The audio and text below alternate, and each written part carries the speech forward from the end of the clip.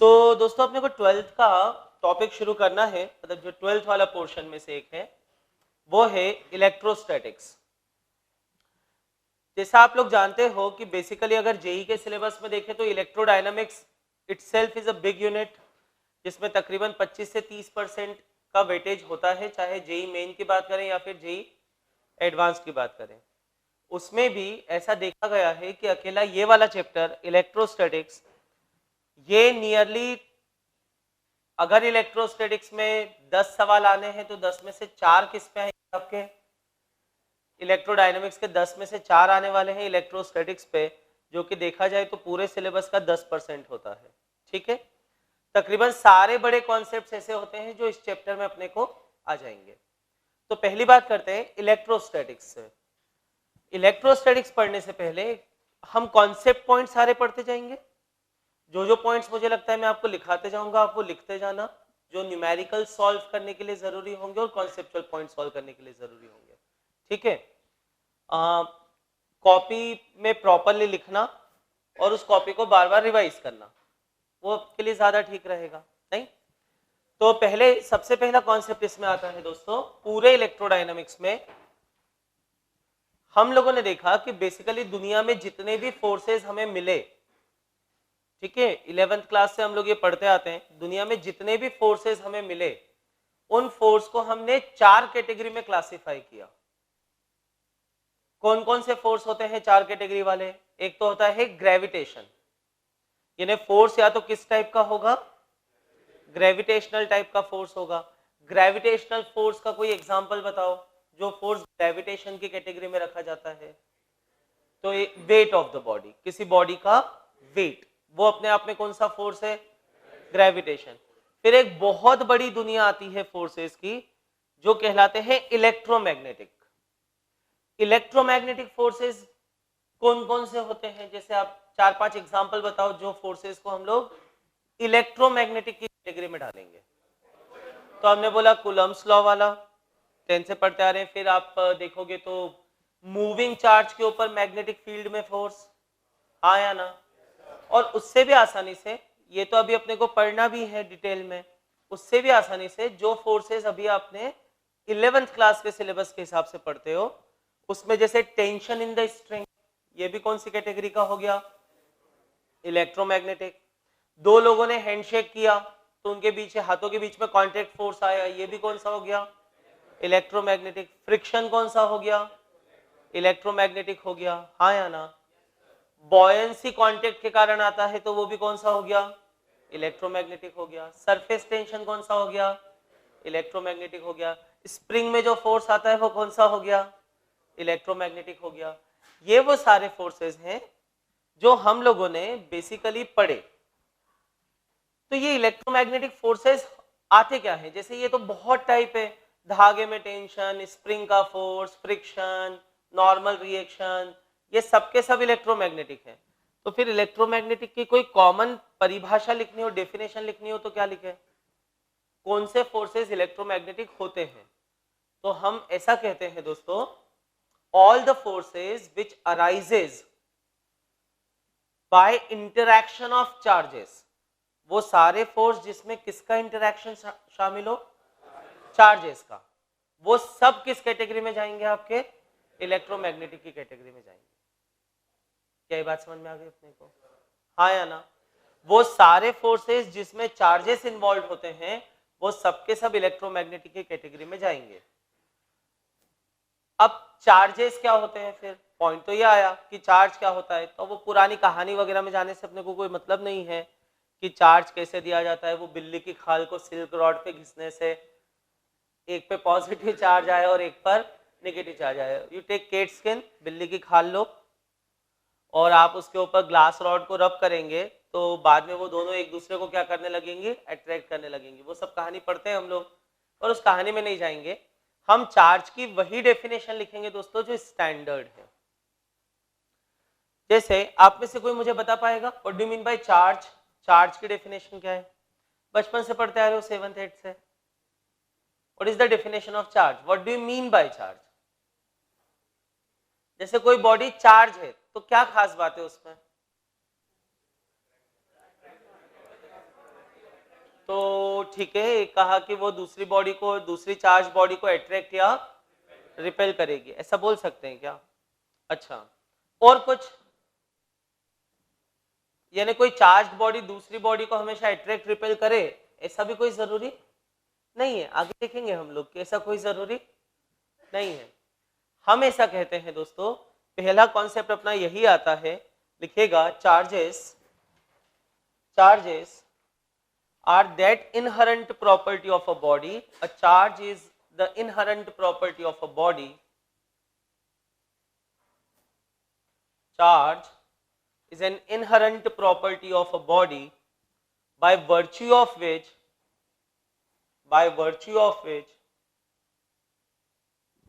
it can produce or experience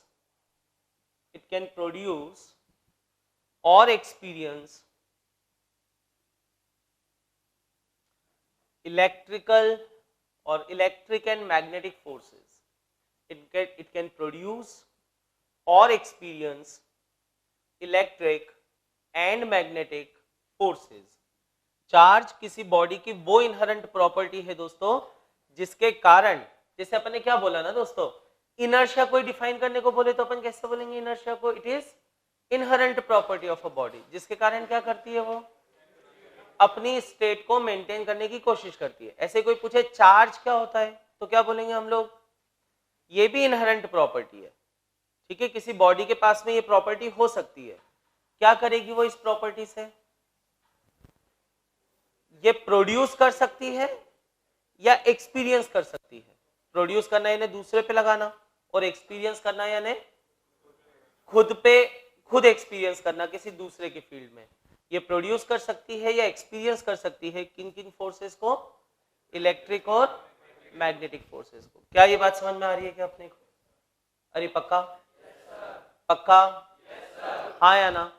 अब कब कौन से टाइप का फोर्स आएगा वो हम लोग देखते हैं। तो पहले तो देखिए, चार्ज को फिर हम लोगों ने क्लासिफाई किया as positive and negative charges. ये बेसिक डेफिनेशन है। एक को पॉजिटिव दे दिया नाम दोस्तों, दूसरा अपने आप क्या हो गया? नेगेटिव हो गया। और जब इक्वल अमाउंट ऑफ पॉजिटिव और निगेटिव होगा तो वो बॉडी क्या कहलाएगी? न्यूट्रल। कुछ किताब वाले लिख देते हैं 3 टाइप के चार्ज होते हैं, पॉजिटिव, निगेटिव, न्यूट्रल। तो न्यूट्रल टाइप का कोई चार्ज नहीं होता है ना। न्यूट्रल कब होगा? जब उतना ही पॉजिटिव और उतना ही निगेटिव होगा, तो वो body ultimately it will behave like a neutral body. हाँ या ना? देखो बेसिक कॉन्सेप्ट समझते हो, आगे बढ़ते हैं तो वो सवालों में अपने को मदद मिलती है। फिर अब सवाल ये होता है कि आपने बोला कि चार्ज वो इनहेरेंट प्रॉपर्टी है जिसके कारण इलेक्ट्रिक और मैग्नेटिक फोर्सेस आते हैं। तो कब इलेक्ट्रिक आते हैं, कब मैग्नेटिक आते हैं? इस चैप्टर का नाम इलेक्ट्रोस्टैटिक्स क्यों रखा गया? ये बात ठीक है? क्या इसमें चार्ज बिल्कुल भी मूव नहीं करेगा क्या? और अगर चार्ज बिल्कुल भी मूव नहीं करेगा तो जेई एडवांस में पूछे गए आधे से ज्यादा सवाल तो इस चैप्टर के फालतू हो गए, क्योंकि उन सब में चार्जेस क्या होते हैं? मूव करते हैं। ये बात ठीक है? फिर तो अपने को ये समझना है। तो देखिए, एक्सपेरिमेंट्स किए गए बहुत, तकरीबन 100-200 साल में ये चैप्टर्स डेवलप हुए हैं दोस्तों प्रॉपरली। हमको तो थोड़े समय में ही पढ़ना है, लोगों ने अपनी जिंदगी खपाई हुई है, अपने को तो थोड़ा ही समय देना है इन चीजों को समझने में कि कब क्या होता है। हमने ऐसा देखा, चार्ज पार्टिकल अगर रेस्ट में होगा, ठीक है, जैसे मान लो इस चौक पे चार्ज है और ये किस में होगा? रेस्ट में होगा, तो ये सिर्फ और सिर्फ इलेक्ट्रिक फील्ड प्रोड्यूस करता है अपने आसपास। कौन सी फील्ड करेगा? Electric field. यानी यहाँ पे तुम मैग्नेटिक निडल ले आओगे तो ये उस मैग्नेटिक निडल पे कोई असर नहीं डालेगा, लेकिन यहाँ पे एक दूसरा चार्ज पार्टिकल ले आओगे तो ये उस चार्ज पार्टिकल को अट्रैक्ट या फिर रिपेल करेगा, लेकिन मैग्नेट पे कोई असर नहीं डालेगा। इसका मतलब ही क्या है कि इसने सिर्फ क्या प्रोड्यूस किया? Electric field.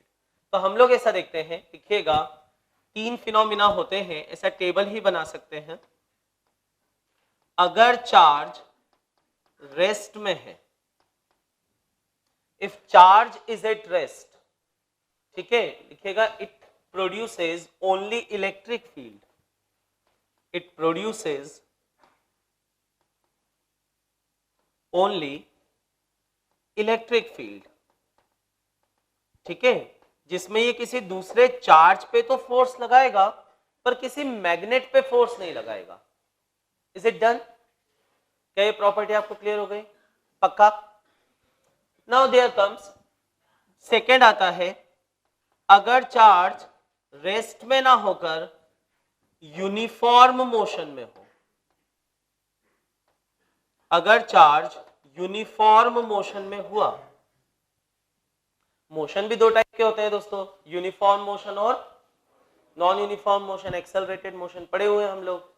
तो अगर चार्ज किस में हुआ? यूनिफॉर्म मोशन में। जैसे ये चौक है, इसके ऊपर चार्ज है, अब इस चार्ज को ले जाके मैं कांस्टेंट वेलोसिटी से चल रहा हूं, तो यहां पर अगर कोई चार्ज पार्टिकल रखा होगा तो ये उस पर फोर्स लगाएगा, धक्का मारेगा या फिर अपनी तरफ खींचेगा, हाँ या ना? यानी ये क्या प्रोड्यूस कर रहा है? इलेक्ट्रिक फील्ड प्रोड्यूस कर रहा है, बोलो ना। चार्ज पे फोर्स लगा रहा है मतलब वो इलेक्ट्रिक फील्ड प्रोड्यूस कर रहा है, हाँ या ना? लेकिन अगर मान लो इस चार्ज को मैं ले जा रहा हूं और यहां पर अगर मैग्नेटिक नीडल लेकर आऊंगा तो ये मैग्नेटिक नीडल में भी डिफ्लेक्शन प्रोड्यूस करवा सकता है, हमेशा करवाएगा ये जरूरी नहीं है, वो आगे जैसे जैसे मैग्नेटिज्म आएगा अपन देखते हैं। इट मे प्रोड्यूस डिफ्लेक्शन, हम ये नहीं बोल रहे इट प्रोड्यूसेस डिफ्लेक्शन, हाँ, पर ये मैग्नेटिक नीडल को डिफ्लेक्ट कर सकता है। मैग्नेटिक नीडल ऐसे रखने पे डिफ्लेक्ट नहीं किया तो ऐसे रख के ट्राई कर लो, ऐसे रख के ट्राई कर लो, किसी ना किसी ओरिएंटेशन में पक्की में क्या प्रोड्यूस करेगा? डिफ्लेक्शन प्रोड्यूस करेगा। अरे बोलो ना। अब मैग्नेट को हिलाया, मैग्नेट को डिफ्लेक्ट कराया, इसका मतलब वहां पर क्या प्रोड्यूस की थी इसने? एक magnetic field.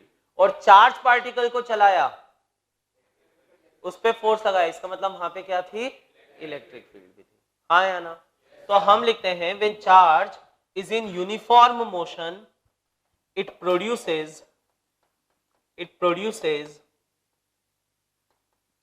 electric field as well as magnetic field। ये इलेक्ट्रिक फील्ड भी प्रोड्यूस करता है और ये मैग्नेटिक फील्ड भी प्रोड्यूस करता है।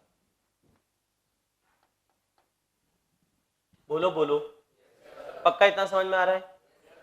अब फिर प्रश्न आता है कि अगर चार्ज पार्टिकल एक्सेलरेशन में होगा तो क्या करेगा? If charge particle is in non uniform motion then what? If it is in non uniform motion, तो नॉन यूनिफॉर्म मोशन में दोस्तों एक एग्जांपल तो आप लोग पढ़ते आते हो केमिस्ट्री में, जो हमें फिजिक्स में भी आगे पढ़ना है। रदरफोर्ड के मॉडल को क्यों फेल किया था अपन ने? हाँ बताइए, रदरफोर्ड के मॉडल को फेल क्यों किया? तो उसमें अपन ने बोला कि इलेक्ट्रॉन अगर न्यूक्लियस के चक्कर काटते रहेगा, हाँ बोलते जाओ, तो क्या करेगा? वो एनर्जी रेडिएट करेगा, हाँ या ना? इलेक्ट्रोमैग्नेटिक रेडिएशन इमिट करेगा और फाइनली वो एनर्जी लूज करते करते घूमते फाइनली न्यूक्लियस में आ जाएगा। चार्ज पार्टिकल सर्कुलर मोशन करे या कर्व में घूमे, तो कर्व वाला मोशन हमेशा ही क्या होता है? एक्सेलरेटेड होता है ना। यानी चार्ज पार्टिकल अगर एक्सेलरेशन में होगा तो वो इलेक्ट्रिक फील्ड देगा क्या? हाँ। मैग्नेटिक फील्ड देगा क्या? हाँ। लेकिन उसके साथ साथ एक और चीज होगी, क्या? वो इलेक्ट्रोमैग्नेटिक रेडिएशन भी देगा। क्या ये बात समझ में आ गई अपने को? पक्का?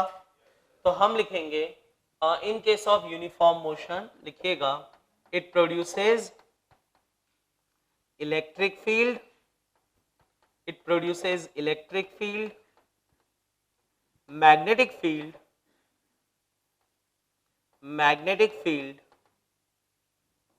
as well as electromagnetic radiation। वो इलेक्ट्रिक फील्ड भी देता है, मैग्नेटिक फील्ड भी देता है और इलेक्ट्रोमैग्नेटिक रेडिएशन भी देता है। क्या ये बात समझ में आ गई अपने को? ठीक है, तो कॉन्सेप्चुअल क्वेश्चन में कहीं पूछा जाए कि चार्ज पार्टिकल एक्सेलरेशन में है तो क्या उसके कारण किसी दूसरे चार्ज पे फोर्स आएगा? तो उत्तर है आएगा। क्या किसी मैग्नेट पे फोर्स आ सकता है? क्या आ सकता है। क्या वो रेडिएशन भी इमिट करेगा क्या? तो उत्तर है हाँ। क्या ये बात समझ में आ गई? इस चैप्टर का नाम इलेक्ट्रोस्टैटिक्स क्यों दिया दोस्तों? इसका ये मतलब कतई नहीं है, कई बार आपको इलेक्ट्रोस्टैटिक्स की डेफिनेशन ये बताई जाती है कि यहाँ पे हम स्टैटिक चार्जेस के बारे में पढ़ेंगे। स्टैटिक चार्जेस का मतलब चार्ज किस में रहने वाला है, रेस्ट में रहने वाला है, वो पढ़ेंगे, जबकि ये नहीं है। इस चैप्टर को हमने इलेक्ट्रोस्टैटिक्स इसलिए नाम दिया है कि अगर चार्ज रेस्ट में रहता है तो वो सिर्फ कौन सी फील्ड प्रोड्यूस करता है, इलेक्ट्रिक फील्ड। इस पूरे चैप्टर में हम लोग चार्ज के कारण सिर्फ कौन सी फील्ड के बारे में पढ़ेंगे, इलेक्ट्रिक फील्ड।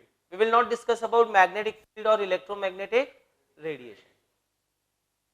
जैसे हमारा चार्ज चल भी रहा होगा, आप में से किसी के मन में आया भी सही कि ये चार्ज चल रहा है तो इसके कारण मैग्नेटिक फील्ड भी तो आएगी, तो अपने उस मन के ख्याल को वहीं दबा देना है ना, वो उस मन के ख्याल को किस में रख लेना, मन में ही रख लेना, और इंतजार करना कि आगे का चैप्टर आएगा तो उसे भी पढ़ लेंगे। ठीक है, अभी कौन से इफेक्ट्स लेना है अपने को, सिर्फ इलेक्ट्रिक फील्ड ही लेना है। आगे क्या बात समझ में, पक्का? तो in electrostatics we will discuss only about electric field. हम सिर्फ और सिर्फ इलेक्ट्रिक फील्ड के बारे में पढ़ते हैं दोस्तों, हम मैग्नेटिक फील्ड और इलेक्ट्रोमैग्नेटिक रेडिएशन के बारे में नहीं पढ़ते। क्या ये बात समझ में आ गई, पक्का? तो अब चार्ज क्या होता है ये समझ में आ गया क्या? चार्ज कौन सा इफेक्ट कब देता है ये समझ में आ गया क्या? अरे आ गया क्या? पक्का? कब इलेक्ट्रिक फील्ड देगा, कब मैग्नेटिक फील्ड देगा, और कब इलेक्ट्रिक फील्ड और मैग्नेटिक फील्ड और इलेक्ट्रोमैग्नेटिक रेडिएशन देगा। अब आप में से किसी ना किसी के मन में एक प्रश्न जरूर आया होगा और आना चाहिए दोस्तों, ठीक है, वो ये कि सर हमने मैकेनिक्स भी पढ़ा, और मैकेनिक्स में हमने सबसे बेसिक चीज तो यही पढ़ी थी, पहले दिन हम ये पढ़ते हैं कि रेस्ट और मोशन ये तो रिलेटिव टर्म्स हैं, ये कोई एब्सोल्यूट थोड़ी है। जिस चौक को मैं रेस्ट में मान रहा हूं, किसी के लिए वो चौक मोशन में हो सकता है, नहीं हो सकता क्या? हाँ या ना? जैसे अभी आप 4 घंटे की क्लास यहाँ पे अटेंड करते हो तो उसमें आप 4 लाख किलोमीटर ट्रेवल कर लेते हो। आपको कभी एहसास हुआ कि आप 4 लाख किलोमीटर ट्रेवल कर लिए 4 घंटे में? लगा ऐसा कभी? क्यों नहीं लगा? तो क्यों नहीं लगा उसके रीजन तो बायोलॉजी है ना।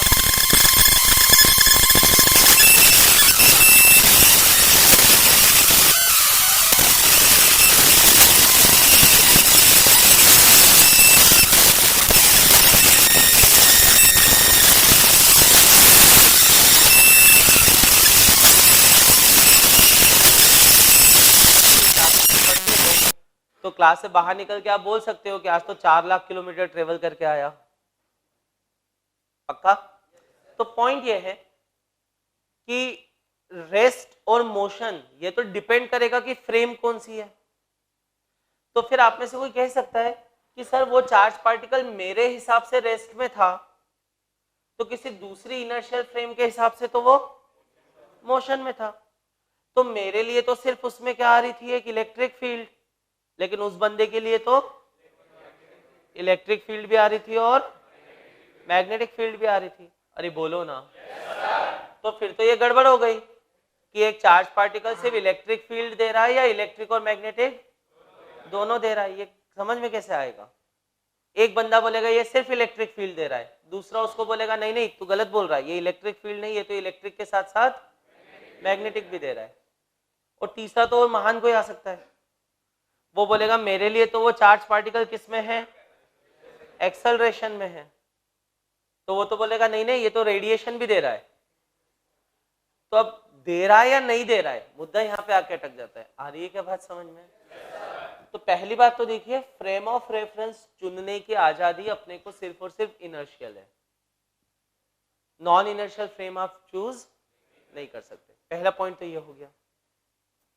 अब इनर्शियल क्या होती है वो आप सब जानते हो अच्छे से। इनर्शियल फ्रेम कौन सी होती है? हाँ, जिनका खुद का एक्सेलरेशन ना हो, हाँ या ना?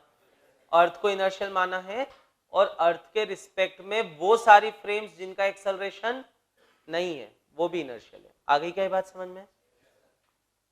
फिर आगे बात आती है दोस्तों, ठीक है, तो अगर वो एक्सेलरेटेड है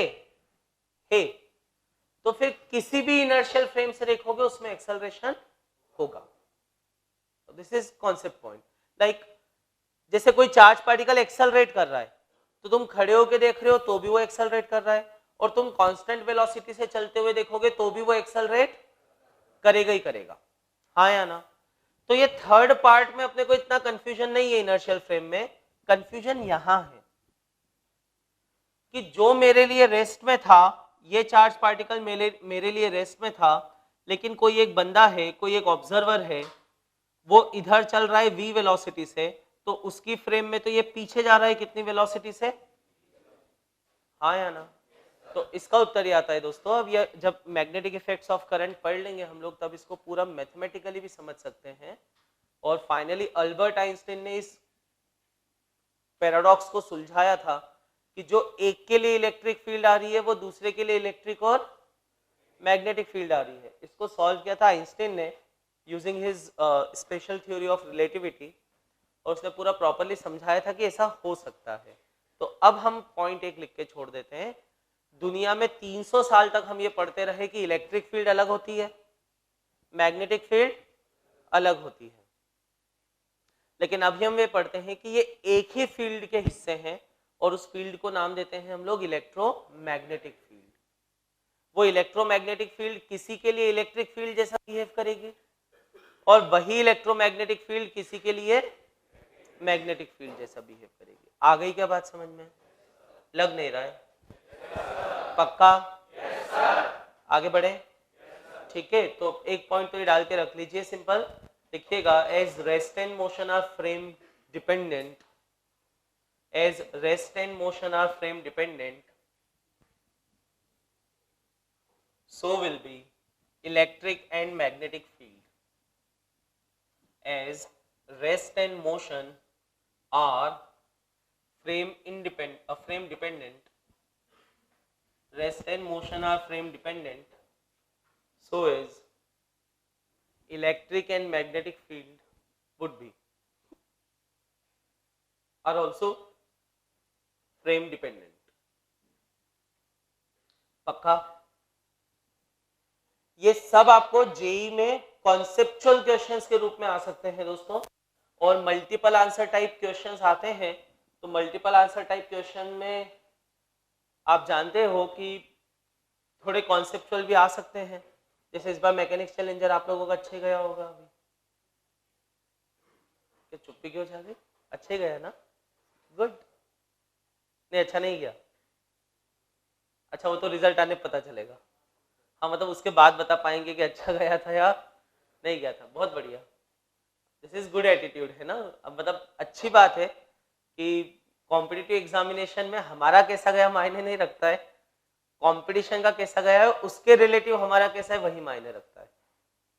टफ आएगा तो सबके लिए टफ है, इजी आएगा तो सभी के लिए इजी है। कोई ऐसा तो है नहीं कि अपन अकेले कोई टफ लगेगा, सबको ही लगेगा।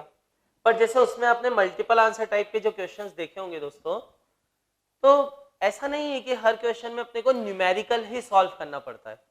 कुछ क्वेश्चंस ऐसे आते हैं जो कैसे आते हैं, कॉन्सेप्चुअल आते हैं, जिसमें आपको कॉन्सेप्ट्स अप्लाई करने पड़ते हैं प्रॉपर्ली। ये बात ठीक है? तो अभी तो आप ये नोट पॉइंट डाल के रख लीजिए, जब मैग्नेटिक इफेक्ट्स पढ़ लेंगे तो आपको इसे मैं मैथमेटिकली भी समझा दूंगा कि ऐसा कैसे होता है कि जो एक के लिए मैग्नेटिक फील्ड है वो दूसरे के लिए इलेक्ट्रिक फील्ड हो सकती है। ये बात ठीक है? क्या इतनी बात समझ में आ गई? पक्का? तो अब हेडिंग डालेंगे दोस्तों अपन, प्रॉपर्टीज ऑफ चार्ज। चार्ज के बारे में इतना पढ़ लिया, कब ये क्या देता है वो भी पढ़ लिया। तो अब पॉइंट आता है कि ये चार्ज की प्रॉपर्टीज क्या होती है, इसके गुण क्या होते हैं, और ये सब वही ये कॉन्सेप्चुअल पॉइंट्स है दोस्तों। अभी इन पे न्यूमेरिकल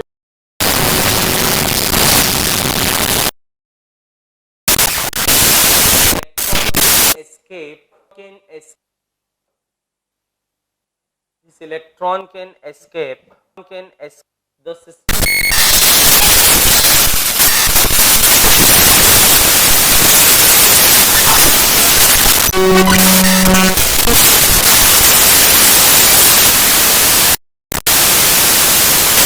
आप पाएंगे कि ऐसे कई बच्चे हैं जो सुबह से लेकर रात तक पढ़ाई करते हैं, दिन भर पढ़ाई करते हैं, अपना एक एक सेकंड अकाउंटेबल रखते हैं और रात को बहुत गहरी नींद लेके बढ़िया सोते हैं, सुबह उठते हैं अगले दिन फिर से अपना पूरा अकाउंट लेते हैं। यार एडिटिव इन नेचर, सीधे सीधे आप जोड़ो, एक +2 कूलम का चार्ज है, एक -5 कूलम का चार्ज है, बोला कि इनका सम कितना आएगा तो बोलना +2 -5 कितना होता है -3, तो बोले -3 आएगा। अपने को वेक्टर वगैरह कुछ भी ध्यान नहीं रखना है। So charges are additive in nature and charge is a scalar quantity. तो पहला पॉइंट तो स्केलर का ही आ गया। चलिए एक तो पॉइंट अपने को ये समझ में आता है, इट इज स्केलर। और ठीक है, डन। दूसरी प्रॉपर्टी क्या होती है दोस्तों? Charges are quantized. Charges are quantized का मतलब ये होता है किसी बॉडी पे चार्ज कुछ भी नहीं हो सकता, वो चार्ज बेसिक इलेक्ट्रॉनिक चार्ज का क्या होना चाहिए? Integral multiple. हाँ या ना? अरे पक्का? लेकिन अब इसमें एक पॉइंट आता है, इसमें पॉइंट ये आता है दोस्तों कि इस प्रॉपर्टी को थोड़ा अलग तरीके से अपने को लिखना पड़ेगा। अब हम ये बहुत अच्छे से जानते हैं कि एक जो प्रोटॉन होता है वो प्रोटॉन भी फंडामेंटल पार्टिकल नहीं होता, प्रोटॉन भी कुछ पार्टिकल से मिलकर बना हुआ है जिन्हें क्वार्क्स कहा जाता है। क्या नाम देते हैं जिन्हें? क्वार्क्स। हाँ या ना? दो टाइप के क्वार्क होते हैं, एक मतलब दो टाइप के स्टेबल क्वार्क होते हैं, होते तो 6 टाइप के। क्वार्क दो स्टेबल होते हैं, एक को हम कहते हैं अप क्वार्क और दूसरे को कहते हैं डाउन क्वार्क, एक को अप एक को डाउन। तो इसमें जो ये अप होता है दोस्तों, ये अप होता है इस पे चार्ज +2/3e, और ये जो डाउन क्वार्क होता है इस पे चार्ज होता है -1/3e। ठीक है, अब जो एक प्रोटॉन होता है वो प्रोटॉन दो अप क्वार्क और एक डाउन क्वार्क से मिलकर बना हुआ होता है। तो दो अप हैं तो 2/3 और 2/3 मिलके कितना हो गया? 4/3, और एक डाउन है तो e/3 कम कर दो इसमें से, तो अल्टीमेटली ये 3/3 यानी +e बचेगा। अरे बोलो ना, बोलो ना, बात ये समझ में आ रही है क्या? और एक जो न्यूट्रॉन होता है वो न्यूट्रॉन भी फंडामेंटल पार्टिकल नहीं होता, वो जो न्यूट्रॉन होता है दोस्तों वो एक अप और दो डाउन से मिलकर बना हुआ होता है। सही है? तो एक अप के कारण ये +2/3 हो जाता है और दो डाउन का मिलाकर -2/3 हो जाता है, इसलिए कट के इस पे चार्ज 0 आता है। हाँ या ना? तो अब प्रोटॉन भी फंडामेंटल नहीं है, वो किससे मिलकर बने हैं? क्वार्क से, अप और डाउन क्वार्क से। ठीक है, और न्यूट्रॉन भी ऐसे ही है। अब दिक्कत यह है अप क्वार्क के ऊपर तो चार्ज आइसोलेटेड, वो क्वांटाइज नहीं है। अपन क्वांटाइजेशन में क्या पढ़ते हैं कि किसी भी बॉडी पे चार्ज या तो कितना होता है E, या उसका क्या होता है? Integral multiple. आपको कुछ डाउट है प्लीज पूछिएगा इसमें। ये बात ठीक है? अच्छे से समझना आपके लिए जरूरी है दोस्तों, आपको डाउट आए प्लीज पूछना। ठीक है, मैं तो 100-150 बार पढ़ा चुका हूँ ये चैप्टर, तो अब इसमें मेरे लिए बहुत ज्यादा चार्म नहीं बचा है जब तक कि कोई अच्छा सवाल आप अपनी तरफ से ना लाए। तो आगे के बात समझ में? ठीक है, लेकिन आप तो 100-150 बार नहीं पढ़ चुके हो। अरे अपन कोई बचपन से इलेक्ट्रोस्टैटिक्स से थोड़ी पढ़ते आ रहे हैं, तो आप तो 100-150 बार नहीं पढ़ चुके हो। तो आपको कहीं पे भी डाउट लगे प्लीज आप पूछिएगा। ठीक है, अब देखो हमने बात की यहां पर कि ये तो क्वांटाइज नहीं है। चलिए सेकेंड एग्जांपल लेता हूं, द मोर नोन एग्जांपल, जो आप लोगों को ज्यादा आसानी से पता होता है। आप लोगों ने केमिस्ट्री में एक टाइप के बॉन्ड पढ़े हैं दोस्तों जिन्हें कहते हैं पोलर कोवेलेंट बॉन्ड। सही है? जैसे HCl का मॉलिक्यूल है, मान लो गैसियस स्टेट में, गैसियस स्टेट में है ना, पानी में घोलोगे तो टूट ही जाएगा, वैसे भी वो गैसियस स्टेट में तो वो कोवेलेंट ही है। HCl is covalent, it is not an ionic compound। हाँ या ना? अब ये कोवेलेंट है, लेकिन क्लोरीन बीइंग मोर इलेक्ट्रोनेगेटिव, आप जानते हो क्या करके रखता है क्लोरीन? ज्यादा इलेक्ट्रोनेगेटिव है तो क्या करके रखेगा? हाँ, तो ये जो इलेक्ट्रॉन क्लाउड है इसको किधर खींच के रखेगा? अपनी तरफ खींच कर रखेगा, बोलो ना। तो उसके कारण इस पे कैसा चार्ज आता है आपका? Minus delta. इस पे कैसा चार्ज आता है? ये डेल्टा ई के बराबर है, ई से छोटा है या ई से बड़ा है? ये ई से छोटा है। अगेन द सेम एग्जांपल कि अगर कोई पूछे इस क्लोरीन पे कितना चार्ज है, तो आप बोलोगे ये चार्ज अभी ई से छोटा है। तो दो एग्जांपल यहाँ पे आ गए जहां पे चार्ज ई से कम था। लेकिन इन दोनों में एक बड़ी ही कॉमन बात है। कॉमन बात यह है, क्या तुम अभी क्लोरीन को ऐसा बोल सकते हो क्या इस मॉलिक्यूल में कि तू अपना माइनस डेल्टा लेके अलग हो जा? नहीं। अरे हाँ या ना? तो क्लोरीन को अगर अलग होना होगा तो कितना चार्ज लेके क्लोरीन अलग हो सकता है? माइनस ही। वो भी कब? जब इसको पानी में अपन घोल दें, तब ये पूरा इलेक्ट्रॉन लेकर माइनस ई लेकर अलग हो सकता है। अरे बोलो ना। यानी ये आइसोलेटेड है क्या? अभी नहीं। ये मॉलिक्यूल आइसोलेटेड है, इस पे चार्ज कितना है दोस्तों? क्या प्रोटॉन को अपन ऐसा बोल सकते हैं क्या? अभी जैसे यहाँ पे अपन ने बहुत सारे प्रोटॉन इकट्ठे कर लिए, तो क्या उसमें से क्वार्क अलग निकाल सकते हैं क्या? तो उत्तर है नहीं। या तो हमें प्रोटॉन मिलेगा, हमें क्वार्क अलग से नहीं मिलता। तो इस प्रॉपर्टी को थोड़ा सा आप ध्यान से समझिएगा। हम जनरली ऐसा बोल देते हैं charge on body is quantized, हमें बोलना चाहिए charge on an isolated body is quantized. ये आइसोलेटेड वर्ड क्यों ऐड किया? क्योंकि जैसे प्रोटॉन आइसोलेट किया जा सकता है, न्यूट्रॉन अकेला लिया जा सकता है, क्वार्क अकेला लिया नहीं जा सकता। आ रही है क्या ये बात समझ में? लग नहीं रहा है? पक्का? तुमसे कोई बोले अप क्वार्क निकाल के घर पे ले जाओ, तो ले जा सकते हो क्या एक बर्तन में? नहीं। प्रोटॉन निकाल के एक बर्तन में भर लो, ये कर सकते हो क्या? हाँ, अरे ये तो कर सकते हैं। जैसे हाइड्रोजन गैस है, उसमें से सारे इलेक्ट्रॉन निकाल लो, तो जो बचेगा क्या? प्रोटॉन ही बचेगा। तो प्रोटॉन एक शीशी में भर सकते हैं क्या अपन? हाँ। न्यूट्रॉन भर के रख सकते हो क्या?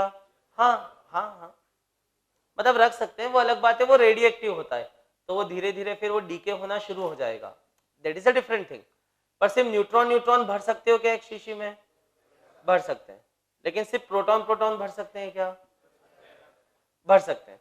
क्वार्क भर सकते हैं क्या? HCl का मॉलिक्यूल भर सकते हो क्या एक शीशी में? हाँ। लेकिन क्लोरीन पोलर बॉन्ड वाला भर सकते हो क्या? नहीं। बस इतना ही ध्यान रखना है, और क्या। ये बात ठीक है? तो प्रॉपर्टी अपनी ये होगी, लिखिएगा charge on an isolated body, charge on an isolated body is quantized.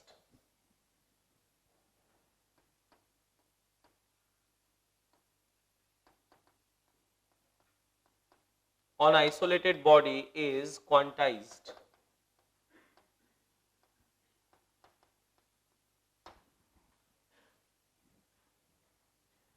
अरे सही है, ठीक है। प्रॉपर्टी नंबर 3, चलो और बताओ। यस, एक प्रॉपर्टी आती है कि दुनिया में जब भी तुम्हें चार्ज मिलेगा तो उसके साथ मास तो मिलेगा ही मिलेगा, ठीक है। So charge can not exist without matter, but matter can exist without charge. ये बात ठीक है? सो थर्ड प्रॉपर्टी हो जाएगी अपनी, charge can not exist without matter, charge can not exist without matter,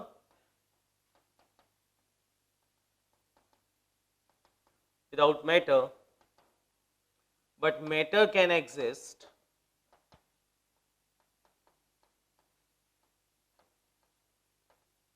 without charge, ठीक है। तो ये हो गई अपनी प्रॉपर्टी नंबर 3, चार्ज और मैटर में। इसको समझने का, इसके एप्लीकेशंस कैसे आते हैं दोस्तों, तो ऐसा चाहिए कॉन्सेप्चुअल पॉइंट है, वैसे आप ध्यान रख लीजिए।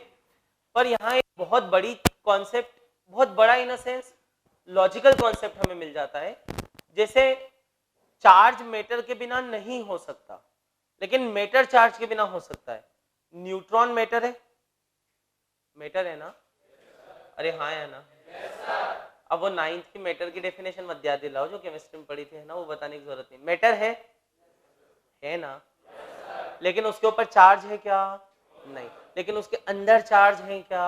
हाँ। तो जब हम चार्ज से हमारा मतलब एक ही होता है दोस्तों, पूरे इलेक्ट्रोस्टैटिक्स में या पूरी जगह पर by charge we mean extra charge, excess charge. आप समझ रहे हो क्या?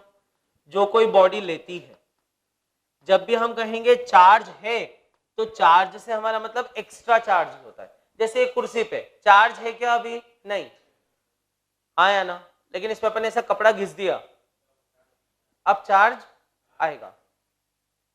आ गई के बाद समझ में? ठीक है, नहाए नहीं अपन मान लो 4-5 दिन तक, ठीक है, हो सकते हैं केसेस ऐसे, मतलब हो सकते हैं, ठीक बात है। वो तो अड़ोस पड़ोस वाले ही उठा के उस पर पानी डाल देते होंगे या उसको पानी में डाल देते होंगे, बस बहुत हो गया भाई। ठीक है, तो मान लो ऐसा है, अपन ने तेल वेल भी लगाया बालों में, तो बाल एकदम सूखे रहेंगे। अब एक बलून लो और वो बलून बालों में घिसो, तो बलून पे पहले चार्ज था क्या? नहीं। बालों में घिसने के बाद चार्ज आ जाएगा क्या? हाँ, तभी तो पेपर पीसेस को खींचता है। तो वो चार्ज का मतलब एक्स्ट्रा चार्ज ही होता है। लेकिन बलून के अंदर भी तो एटम्स मॉलिक्यूल्स होंगे, उन पे भी तो चार्ज था ही ना, हो गई ना, मतलब उससे अपने को मतलब नहीं है। आ गई क्या बात समझ में? तो charge can not exist without matter, but matter can exist without charge. क्या ये बात क्लियर हो गई? और प्रॉपर्टी बताओ फोर्थ। हाँ, तो एक इंपॉर्टेंट आती है दोस्तों जो न्यूमेरिकल में बड़ी काम की है, लिखिएगा, charge on an isolated system remains conserved. और इस प्रॉपर्टी पे 2-3 सितारे मार लेना। This is one of the fundamental law of physics, law of conservation of charge. Charge on an isolated system, charge on an isolated system remains conserved। एक isolated system पे charge हमेशा conserve रहता है। अरे बोलो ना, ये समझ में आया क्या? ठीक है, तो यहां पर ऐसा हम लोगों ने सिंपल ये कहा। फिर फिफ्थ प्रॉपर्टी आती है। अब देखिए इस पर जेई में भी सवाल आए हैं, जैसे जेई एडवांस्ड 2007 के पेपर में एक क्वेश्चन था और क्वेश्चन 3 नंबर का था। अब देखो इजी आए टफ आए, अगर सिंगल आंसर में 3 नंबर का है तो क्या फर्क पड़ता है? मतलब ऐसा तो अपन सवाल छोड़ नहीं देंगे ना कि इतना इजी क्वेश्चन, मेरी तो तौहीन है ये। तो जितना मैं पढ़ के आया हूँ, जितना लेवल का पढ़ के आया हूँ, उसके हिसाब से तो मेरे टैलेंट के साथ ये तो तौहीन है। ऐसा करके तो अपन करेंगे नहीं, पक्का। और आईआईटी वैसे भी बहुत ही लल्लू परीक्षा है ये, आप it's a very easy examination, ये बात ठीक है। जबरदस्ती आईआईटी का हुआ बनाया जाता है, ये बहुत ही लल्लू परीक्षा। कुछ सेट ऑफ इंस्ट्रक्शंस है, सेट ऑफ क्वेश्चंस है, सेट ऑफ पैरामीटर्स है जिन पे बेस्ड वो पेपर बनाते हैं। सबसे बढ़िया उसमें ये है, अपने को कोई भी चैप्टर पढ़े उसके जेई में पूछे हुए क्वेश्चंस आप सबसे पहले कर लो, तो आपको समझ में आ जाएगा कि वो कहाँ कहाँ वहीं की वहीं घूमते रहते हैं। ठीक है, आधा हुआ आईआईटी का बच्चों ने खुद नहीं बना लिया बिकॉज ऑफ कॉम्पिटिटिव एग्जामिनेशन, और आधा हुआ सॉरी टू से, मतलब मैं खुद भी उसमें पार्टी हूँ, लेकिन आधा हुआ आईआईटी के बारे में जो है वो कोचिंग वालों ने बना दिया है कि आईआईटी तो ऐसी परीक्षा है वैसी परीक्षा है। इतना डराया जाता है बच्चों को कि उनको लगे कि हाँ हाँ इतनी कठिन है तभी तो तैयारी करना ऐसे चाहिए। बेसिकली अगर आप सब्जेक्ट अच्छे से पकड़ के चलते हो, सब्जेक्ट में इंटरेस्ट लेते हो, आपको आईआईटी आसान लगेगी। और सिर्फ आईआईटी में इंटरेस्ट लोगे तो आईआईटी कठिन लगेगी। अब ये आखिरी लाइन समझना बड़ी मुश्किल है, समझ में आ रही है क्या? अगर आप सब्जेक्ट में इंटरेस्ट लोगे तो आईआईटी आसान लगेगी, और सिर्फ आईआईटी में ही इंटरेस्ट होगा तो आईआईटी कठिन लगेगी। जो आईआईटी की रैंक के पीछे भागते हैं उनको आईआईटी नसीब नहीं होते कई बार अच्छी रैंक, लेकिन जो सब्जेक्ट्स के पीछे भागते हैं उनको अच्छी रैंक्स मिली है। सिर्फ एक ही चीज होना चाहिए, मुझे सीखना है, ये सवाल करना है, बाकी सब चीजें छोड़कर। तो फिर बीच बीच में अपना टेस्ट बुरा गया अच्छा गया तो उसके आधार पे जो है वो अपने आप को जज करना, रोना, ये कर सब करने के बजाय अपना मेन फोकस किस पे रहता है? हमेशा सवाल करने पे, कि सवाल बनना चाहिए। ये बात ठीक है। हाँ, कुछ बाकी चीजें स्ट्रेटेजी की होती है दोस्तों, जैसे एग्जाम में कम टाइम बचा है तो उसमें कैसे करना, ये एक अलग बात है, because simultaneously we are preparing for examination also. जैसे जेईई 2007 में आपसे एक सवाल पूछा गया और ये सवाल 2007-8 के आसपास का ही है, मुझे साथ ध्यान आ रहा है अभी। व्हाट दे डिड, उन्होंने क्या किया, उन्होंने बोला एक न्यूट्रल कंडक्टिंग स्फीयर है। क्या है ये? न्यूट्रल कंडक्टिंग स्फीयर, यानी इसके ऊपर पहले कोई चार्ज नहीं था और ये एक नॉन कंडक्टिंग सरफेस पे रखा हुआ है। सरफेस नॉन कंडक्टिंग है, ठीक है, और ये जो स्फीयर है ये न्यूट्रल कंडक्टिंग स्फीयर है। शब्दों का मतलब समझिए, ठीक है। वो बोलता है आपको कि यहां पर एक चार्ज पार्टिकल हम लाए और जेई इवन एडवांस्ड के पेपर में 2007 में क्वेश्चन था, बताओ इस स्फीयर पे नेट चार्ज कितना होगा जब ये चार्ज पार्टिकल लाए उसके बाद। ऑप्शंस ऐसे थे, नेट चार्ज पॉजिटिव होगा, नेट चार्ज निगेटिव होगा, नेट चार्ज 0 होगा, और चौथा ऑप्शन था data insufficient to draw any conclusion. कुछ भी निष्कर्ष निकालने के लिए ये जो डाटा है ये सूचना अपर्याप्त है। Data is insufficient to draw any conclusion. Net charge on sphere, इस चार्ज को हम यहाँ पे लाए तो इस पे नेट चार्ज कितना होगा, तो आंसर वुड बी 0। ऐसे ही 3 नंबर पक जाएंगे तो 3 सेकंड में। क्यों? क्योंकि डायरेक्टली आप ये कॉन्सेप्ट लगाओगे ना, इस स्फीयर पे पहले चार्ज था क्या? नहीं, सामने वाले ने बोला कैसा था ये? न्यूट्रल। न्यूट्रल का मतलब ही क्या होता है कि पहले इसके ऊपर कोई चार्ज नहीं था। अरे बोलो ना। तुमने इसको इस चार्ज से टच कराया क्या? नहीं। तुमने इसको कोई चार्ज दिया क्या? इसको इसके साथ घिसा क्या? जमीन से कुछ आया होगा क्या?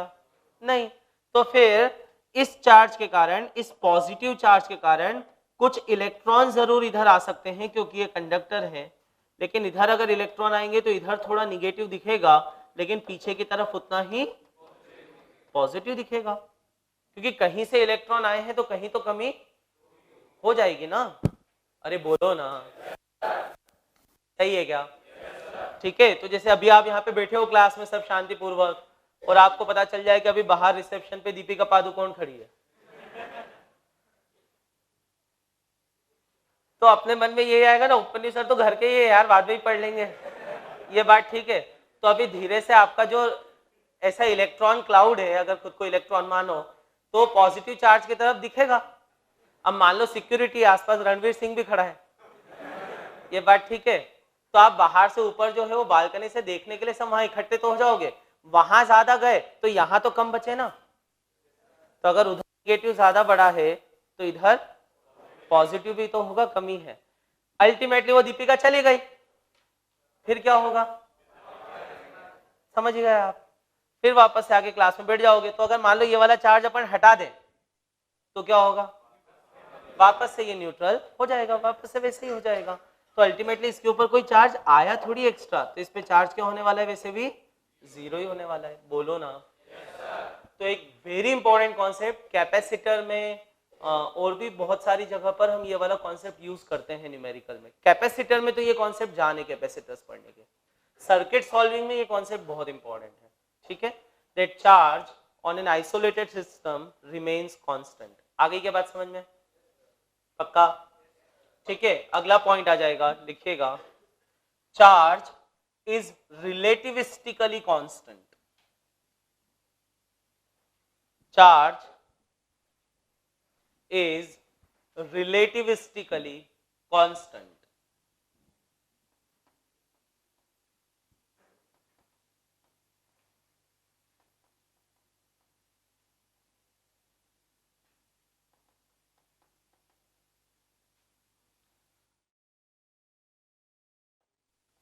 Charge is relativistically constant. इसका मतलब दोस्तों हम लोगों ने ऐसा पढ़ा, इनफैक्ट आइंस्टीन ने हमें ये ज्ञान दिया 100 साल पहले, कि जिसको तुम न्यूटोनियन मैकेनिक्स और आइंस्टीन के मैकेनिक्स में सबसे बड़ा डिफरेंस यही है दोस्तों। सबसे बड़ा डिफरेंस अगर एक ही लाइन में पकड़े तो ये है, न्यूटन कहता था किसी भी फ्रेम ऑफ रेफरेंस में टाइम सेम होता है। आइंस्टीन बोलता था ऐसा नहीं है। फॉर एग्जाम्पल अभी अपन जो पूरा मैकेनिक्स पढ़ रहे हैं अभी, सही है, अपने जेई के सिलेबस के लिए, उसमें एक चौक गिराया, ये चौक को जमीन पे टकराने में कितना समय लगा, ये किसी भी फ्रेम से देखो समय क्या आता है? सेम। अपन लिफ्ट के फ्रेम से देखें तो भी समय उतना ही लेंगे, हम ग्राउंड फ्रेम से देखेंगे तो भी समय उतना ही लेंगे। यानी हम क्या मान के चलते हैं, हम मान के चलते हैं कि टाइम एब्सोल्यूट है, टाइम इंटरवल एब्सोल्यूट है, यानी हर फ्रेम में टाइम इंटरवल क्या होता है, सेम। अरे बोलो ना, आ रही है क्या बात समझ में? हर इंटरवल, हर फ्रेम ऑफ रेफरेंस में टाइम इंटरवल क्या होता है, सेम। आइंस्टीन कहता था ऐसा नहीं है, आइंस्टीन कहता था टाइम सेम नहीं होता है, टाइम एब्सोल्यूट नहीं है, स्पीड ऑफ लाइट एब्सोल्यूट है। यानी तुम यहां से जब इसको गिरा रहे हो तो इससे कोई लाइट का पल्स निकलेगा, और जब ये टकराया तो वो जो लाइट का पल्स किसी भी फ्रेम में चलेगा ना, तो उसकी स्पीड क्या होगी, सेम। और ये जो आइंस्टीन ने बेसिक एजम्पशन माना, इसके कारण उसने मैकेनिक्स की दुनिया को बदला था दोस्तों। और कैसे बदला, तो उसने बोला कि टाइम बदल सकता है, यानी अलग अलग फ्रेम में टाइम इंटरवल भी अलग अलग आ सकता है, अलग अलग फ्रेम में लेंथ अलग अलग आ सकती है। यानी वो कहता था कि जैसे इस चौक को इसी की लंबाई के पैरेलल अगर ले जाएं तो इसकी लेंथ श्रिंक होती है, इसे कहते हैं लेंथ कॉन्ट्रैक्शन। इसकी लेंथ में चेंज आता है, टाइम में चेंज आता है, मास में चेंज आता है। तो मास, लेंथ, टाइम, जो मैकेनिक्स में अपन ने 3 फंडामेंटल क्वांटिटी मानी हुई है, वो तीनों बदल जाती है, हाँ या ना, उनमें अंतर आता है। लेकिन आइंस्टीन ने भी एक चीज बोली, अगर इस चौक पर 5 कूलम का चार्ज है तो आप इसको लाइट की स्पीड से आधी स्पीड से भी चला लो, इस पे जो चार्ज रहने वाला है वो 5 कूलम का नहीं, 5 कूलम ही रहेगा। इसलिए तो अपन ने लाइन क्या लिखी है, चार्ज इज रिलेटिविस्टिकली कांस्टेंट, हाँ या ना।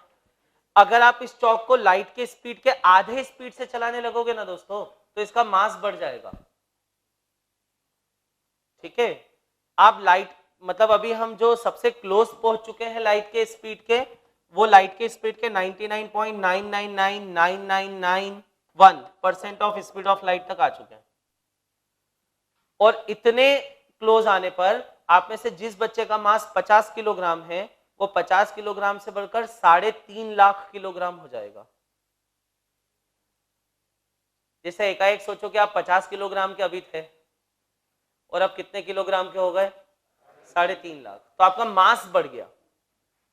मास अगर आपका बढ़ गया तो अब आप समझिए यहां पर, यानी स्पीड से चलने पे मास बढ़ जाता है, लेंथ कम हो सकती है, टाइम अंतर आ सकता है। अगर आपको इतनी स्पीड से जिंदगी भर चलाते रहे ना, तो आपकी जिंदगी बड़ी लंबी हो जाएगी, क्योंकि आपको भूख लगने का रेट, बालों के सफेद होने का रेट, नाखून बढ़ने का रेट, सारी बायोलॉजिकल क्लॉक्स भी क्या हो जाती हैं, स्लो हो जाती है, बहुत ही स्लो हो जाती है, ठीक है। तो ऐसा होगा कि जितने में कोई जमीन पे अभी 20 साल जिएगा, उतने में तो आपको हो सकता है कि आप 1 साल भी पूरा ना जियो, तो बहुत लंबी उम्र हो जाएगी। तो टाइम स्लो हो जाता है, लेंथ चेंज हो जाती है, मास बढ़ जाता है। लेकिन अगर आपके ऊपर 5 कूलम का चार्ज है तो वो चार्ज कितने का रहेगा, 5 कूलम का ही रहेगा। आ गई क्या बात समझ में? इसलिए अपन ने क्या लिखा हुआ है यहाँ पे, चार्ज इज रिलेटिविस्टिकली कांस्टेंट। आ गई क्या बात समझ में? अरे बोलो ना, आगे बढ़े। तो क्या क्या प्रॉपर्टीज हो गई दोस्तों अपनी, charge is a scalar quantity, it is additive in nature, charge on an isolated body is quantized, ये बात ठीक है। और यहाँ पे एक फॉर्मूला भी लिख सकते हैं अपन, Q बराबर कितना होता है, प्लस माइनस एनी, पक्का, ठीक है। Q बराबर होता है plus minus n e quantization में, और E इलेक्ट्रॉनिक चार्ज है which is 1.6 into 10 to the power minus 19 coulomb, ये आप जानते हो, ठीक है। और N इंटीग्रल मल्टीपल अपने को वैल्यूज लेते जानी है। चार्ज मैटर के बिना नहीं रह सकता, लेकिन मैटर चार्ज के बिना रह सकता है। आइसोलेटेड सिस्टम पे चार्ज क्या रहता है, कंजर्व रहता है। और चार्ज रिलेटिविस्टिकली कांस्टेंट होता है। और एक छोटी सी प्रॉपर्टी है, लिखेगा like point charges repel and unlike point charges attract. Like point charges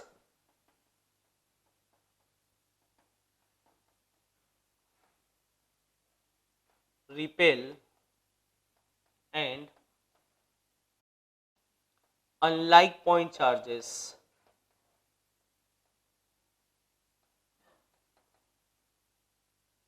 attract each other, ठीक है, लाइक पॉइंट चार्जेस एक दूसरे को रिपेल करते हैं और अनलाइक पॉइंट चार्जेस एक दूसरे को अट्रैक्ट करते हैं due to electric field. Electric field के कारण ऐसा होता है, सही है। तो यहाँ पर हम लोग इतनी प्रॉपर्टीज अभी ध्यान रखेंगे, ये चार्ज की प्रॉपर्टीज के बारे में हो गया। आ गई क्या बात समझ में? तो चार्ज क्या होता है, यहां से कहानी शुरू हुई थी अपनी। चार्ज क्या होता है बताओ? It is inherent property of a body by virtue of which it can produce और experience electric and magnetic forces. हाँ या ना? कब इलेक्ट्रिक, कब मैग्नेटिक, कब इलेक्ट्रिक मैग्नेटिक दोनों, कब इलेक्ट्रोमैग्नेटिक रेडिएशन भी आएगी, वो समझ लिया हम लोगों ने। और प्रॉपर्टीज ऑफ चार्ज समझ लिया। आ गई क्या बात समझ में? यहां तक तो कोई डाउट नहीं, ठीक है। इस पे बेस भी कुछ क्वेश्चंस बन जाते हैं, कुछ क्वेश्चंस में इसकी जरूरत पड़ती है। अब आ जाते हैं दोस्तों, अब हमारे मैथमेटिकल पोर्शन पे। लिखिएगा, हमें इस चैप्टर में बेसिकली पढ़ना है मेथड ऑफ चार्जिंग। हम लोग आगे पढ़ेंगे कि किसी बॉडी को चार्ज कैसे करना। पहले हम लोग पढ़ना शुरू कर देते हैं कि अब बॉडी को चार्ज कर लिया है, हमारे पास है चार्ज बॉडीज, ये बात ठीक है।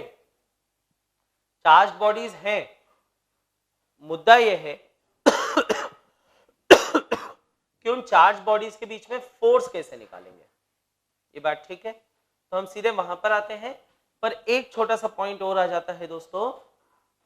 अभी अभी हम लोगों ने एक चीज पढ़ी, इंडक्शन, जिसमें क्या था समझिए कि यहां पर प्लस क्यू चार्ज था, भले ही वो स्फीयर बाद में भी उसके ऊपर नेट चार्ज 0 था, पर क्योंकि इस तरफ निगेटिव आ गया था ना और ये पॉजिटिव था और इनके बीच में डिस्टेंस कम था ना, तो एक चार्ज बॉडी, इसको भले इसके ऊपर नेट 0 है, पर क्योंकि नजदीक निगेटिव है, इसलिए ये बॉडी इसको अट्रैक्ट करेगी ना, नहीं करेगी क्या? पक्का? तो अपना एक पॉइंट ऐसा उठ सकता है दोस्तों, एक चार्ज बॉडी एक अनचार्ज बॉडी को हमेशा क्या करती है? अट्रैक्ट करती है।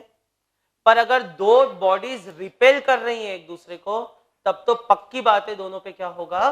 चार्ज। नहीं, आप बात समझ में आई है? आ गई? पक्का? तो एक पॉइंट आप लिख लीजिए, लिखिएगा, अ charge body always attracts an uncharged body.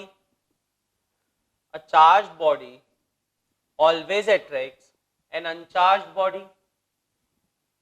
Charge body uncharged body को हमेशा अट्रैक्ट करती है दोस्तों। ब्रैकेट में लिख लीजिएगा, ड्यू टू इंडक्शन, इंडक्शन के कारण। और इंडक्शन अपने को डेप्थ में ही पढ़ना है। और जेई एडवांस में आज तक तो खैर नहीं पूछे हैं, पर पूछे जा सकते हैं। ऐसे सवाल बन सकते हैं दोस्तों कि एक चार्ज्ड पार्टिकल एक मान लो अनचार्ज्ड ऑयल ड्रॉप पे कितना फोर्स लगाएगा। अपन वो सवाल एक्सपेरिमेंट भी बचपन से कर रहे होंगे, जब पहली बार अपन ने पढ़ा, कंघे को बालों में घिसो और फिर क्या करो?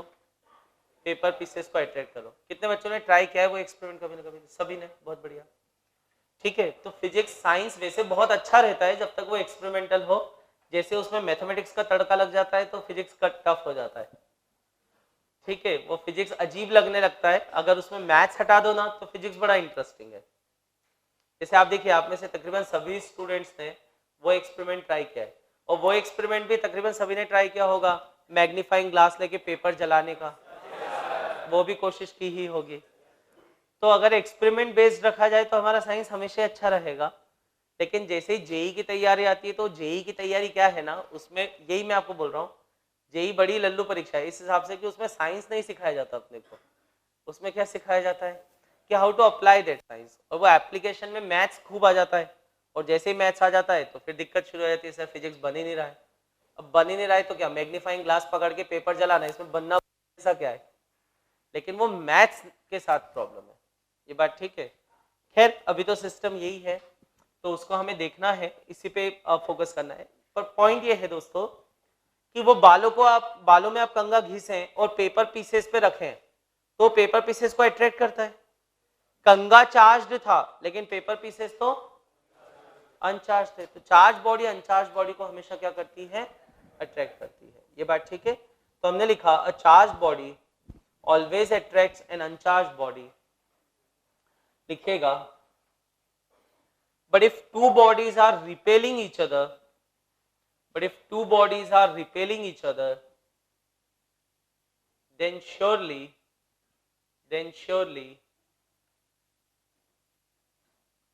they must be charged. Then surely they must be charged. तो फिर वो bodies charged होना ही चाहिए. ये बात ठीक है? If they are repelling each other, then surely they must be charged. So repulsion is the surest test of bodies being charged.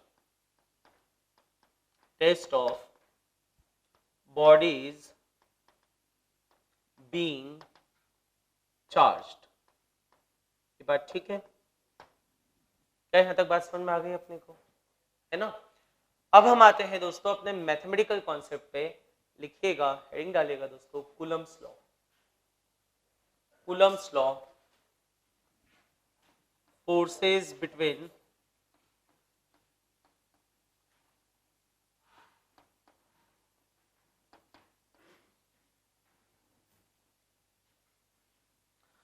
देखिए, कुलम ने सीरीज ऑफ एक्सपेरिमेंट परफॉर्म किए. जब चार्जेस के बारे में समझ में आया,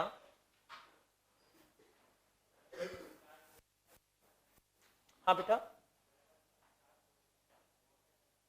तो भी जैसे अपन बोल रहे हैं ना, बालू में अपन ने कंगे को घिसा और पेपर पीसेस है बेटा, तो पेपर पीसेस तो अनचार्ज ही है ना, नॉन कंडक्टर ही है ना, तो नॉन कंडक्टर को भी अट्रैक्ट करेगी वो.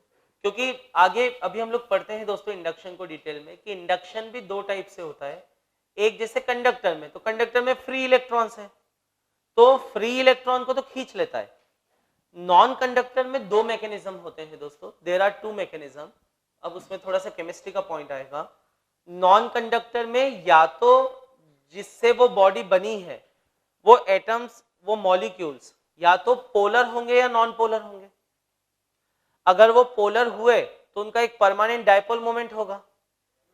तो जब अपन एक चार्ज बॉडी लाते हैं तो उनके डायपोल घूम जाते हैं, और जैसे अगर ये पॉजिटिव बॉडी है तो उस डायपोल का कौन सा चार्ज इसकी तरफ आ जाता है, नेगेटिव चार्ज, इसलिए अट्रैक्ट करने लगता है.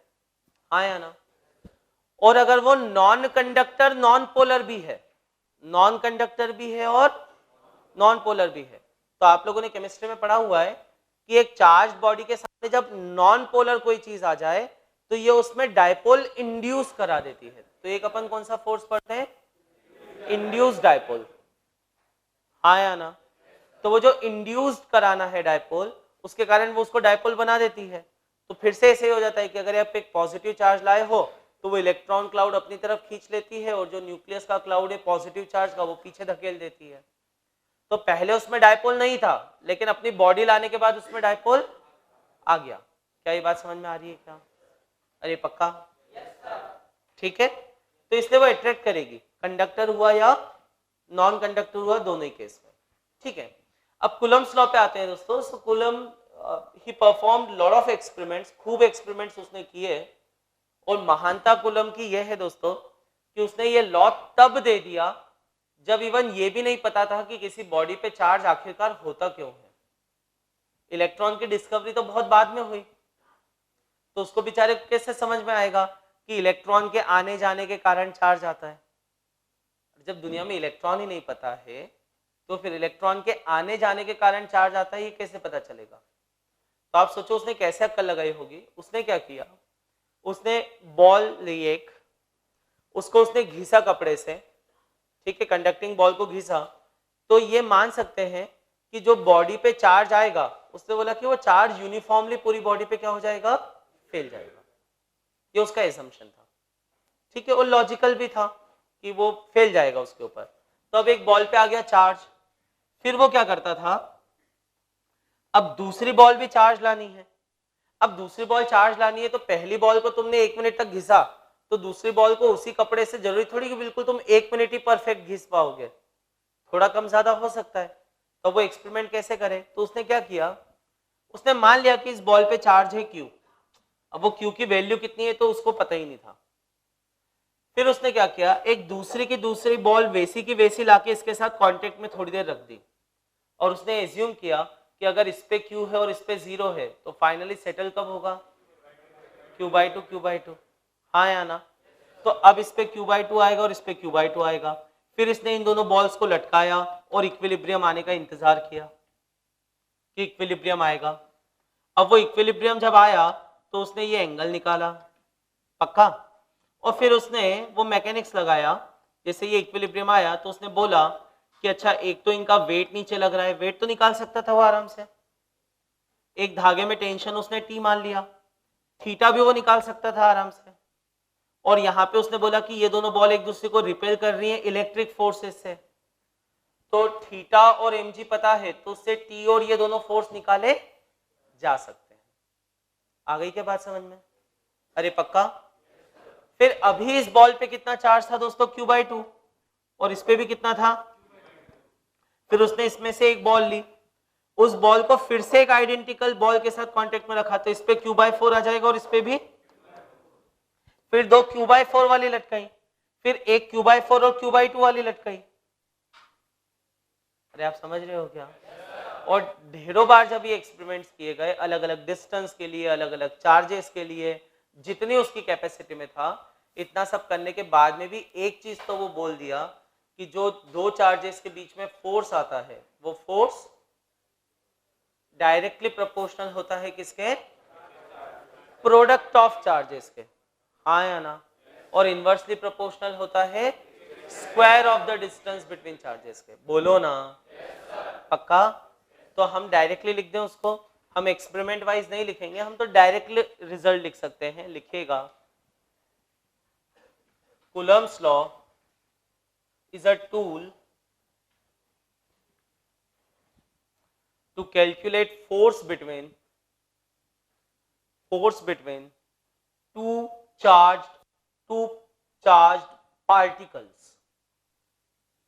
It is a tool to calculate force between two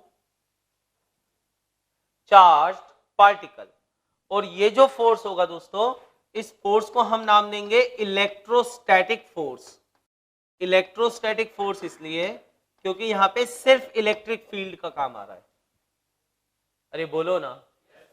so it's a tool to calculate force between two charge particles. तो मान लेते हैं ये दो चार्ज पार्टिकल हैं अपने Q1 और Q2, इनके बीच में डिस्टेंस है दोस्तों R। तो वो कहता है इनके बीच में जो फोर्स आएगा उस फोर्स का मैग्नीट्यूड होगा K। ये K की वैल्यू हालांकि बाद में निकाली गई थी पर हम साथ में लिख रहे हैं, ये होगा KQ1Q2/R²।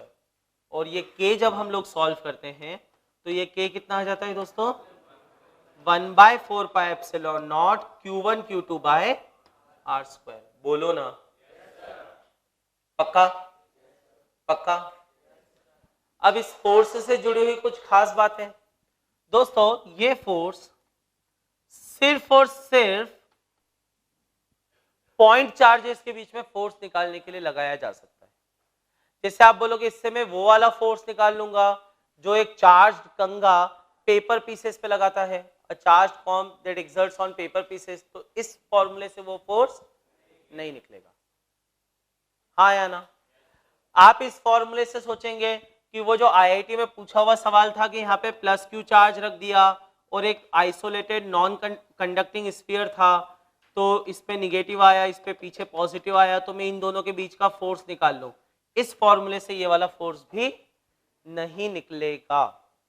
ये फॉर्मूला सिर्फ और सिर्फ कब लगा सकते हैं हम लोग? पॉइंट चार्जेस में। पक्के से बात क्लियर हो गई? It is applicable only two point charges. So first point is this only, हाँ या ना? लिखेगा this relation, this formula is applicable only to point charges। ठीक है, तो उन केसेस में कैसे निकालना वो अभी हम लोग उसमें से कुछ केसेस आगे पढ़ेंगे, लेकिन बहुत सारे केसेस में यहाँ पे हमारा उत्तर होता है। कोई पूछे कि सर फिर ये वाला फोर्स कैसे निकालेंगे, तो इसका सबसे सीधा उत्तर होता है लैब में एक्सपेरिमेंट करके देखते हैं और जितना फोर्स आ रहा है वो लिख देना। हर फोर्स आप मैथमेटिकली नहीं निकाल पाओगे, कुछ फोर्स निकालने के लिए आपको क्या करना पड़ेगा? एक्सपेरिमेंट ही करना पड़ेगा। आ गई ये बात समझ में? अरे पक्का? कोई डाउट तो नहीं? ठीक है, तो यहां पर फोर्स हो जाता है k q1 q2 bye are square, ये होता है 1/4 पाई एप्सिलॉन नॉट। कुछ बातें जो ध्यान रखने की हैं, जो अपने को याद भी होती हैं, 1/4 पाई एप्सिलॉन नॉट कितना होता है दोस्तों? 9 इंटू 10⁹ और ऐसा यूनिट हो जाएगी इसकी newton metre square per coulomb square. So it is newton metre square per coulomb square. 4 pi की वैल्यू तो हमें पता है, इससे अगर एप्सिलॉन नॉट की वैल्यू निकाली जाए तो कितनी आती है? 8.85 इंटू 10⁻⁻12। यूनिट इसकी उल्टी हो जाएगी, coulomb square upon newton metre square. बोलो ना? पक्का? कोई डाउट इसमें? नहीं? सही है, आगे बढ़ते हैं। फिर इस एप्सिलॉन नॉट को क्या नाम देते हैं हम लोग?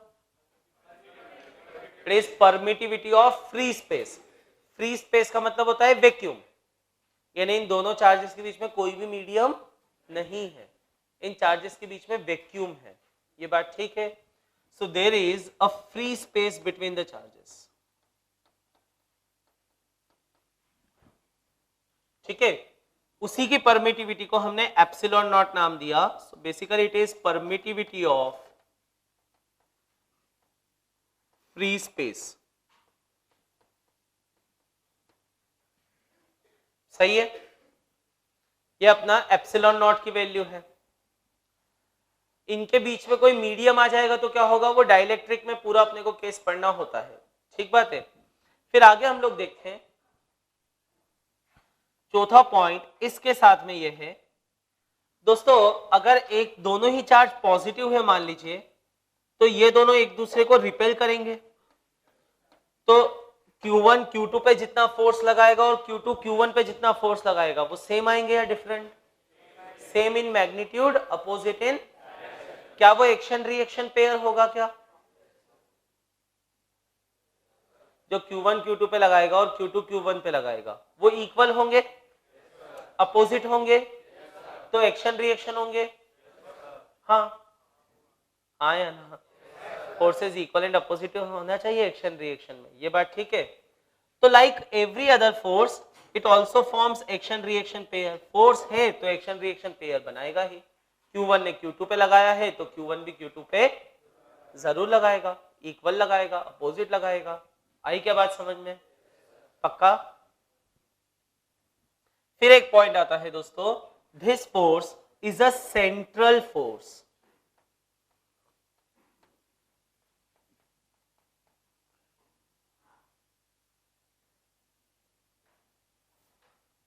This force is a central force. अब ये सेंट्रल का मतलब क्या होता है? कि ये फोर्स दोनों चार्ज को ज्वाइन करने वाली लाइन के अलोंग ही लगता है। ये फोर्स किधर लगता है? दोनों चार्जेस को ज्वाइन करने वाली लाइन के ही अलोंग। ये बात ठीक है? तो लिखिएगा this force acts along line joining two charges. ये force line joining two charges के अलोंग ही लगता है। बोलो ना? पक्का? सही है? यानी ऐसा नहीं हो सकता दोस्तों कि जैसे मान लो यहां पर आपने Q1 चार्ज रखा, यहां पे Q2 रखा और आपने इनको फ्री टू मूव कर दिया, तो Q1 Q2 को धक्का मार रहा है इधर और Q2 Q1 को धक्का मार रहा है इधर। ऐसा पॉसिबल नहीं है। वो धक्का किधर मारेंगे? एक दूसरे को उसी लाइन पे मारेंगे जिस लाइन पे वो रखे हुए हैं। पक्का ना? इसी को हमने बोला सेंट्रल फोर्स। बोलो ना? आगे बढ़े, ये बात ठीक है? फिर पॉइंट आता है दोस्तों, this electrostatic force is conservative in nature. देखो ये 12th वाला पोर्शन है फिजिक्स का, ये मैकेनिक्स से अलग है। मैकेनिक्स में थ्योरी बहुत कम होती है और सवाल ही सवाल चलते रहते हैं। इसमें कॉन्सेप्चुअल पॉइंट्स भी बहुत हैं। Mechanics is more on mathematics, ठीक बात है, this is more on physics. Mechanics की इसमें जरूरत पड़ेगी, लेकिन अपने को सिर्फ मैथ्स बेस्ड नहीं है ये कि सिर्फ सवाल करते जाए हम लोग। क्योंकि कॉन्सेप्चुअल क्वेश्चंस भी पूछे जाते हैं और वहीं पे अटकते हैं मैक्सिमम स्टूडेंट, मैंने देखा है। थोड़ी अच्छी प्रैक्टिस हो जाए तो न्यूमेरिकल तो बन जाते हैं, न्यूमेरिकल में इतनी प्रॉब्लम नहीं आती, पर कॉन्सेप्ट्स में आती है दिक्कत। ठीक है, सो it is conservative in nature. Conservative का मतलब क्या होता है दोस्तों, अपने लिए बताओ, what do you mean by conservative force? तो कंजर्वेटिव फोर्स वो होता है जिसके वर्क को पाथ से कोई मतलब नहीं होता, सिर्फ इनिशियल पोजीशन और फाइनल पोजीशन से मतलब होता है। हाँ या ना? या ये वो फोर्स है जिसका राउंड ट्रिप में किया हुआ वर्क क्या होता है, 0। हाँ या ना? पक्का? लिखिएगा, work done by electrostatic force, that is work done by electrostatic force, work done by electrostatic force is path independent, that is it depends only upon initial and final position। ये सिर्फ और सिर्फ इनिशियल और final position पे depend करता है दोस्तों, path पे डिपेंड नहीं करता।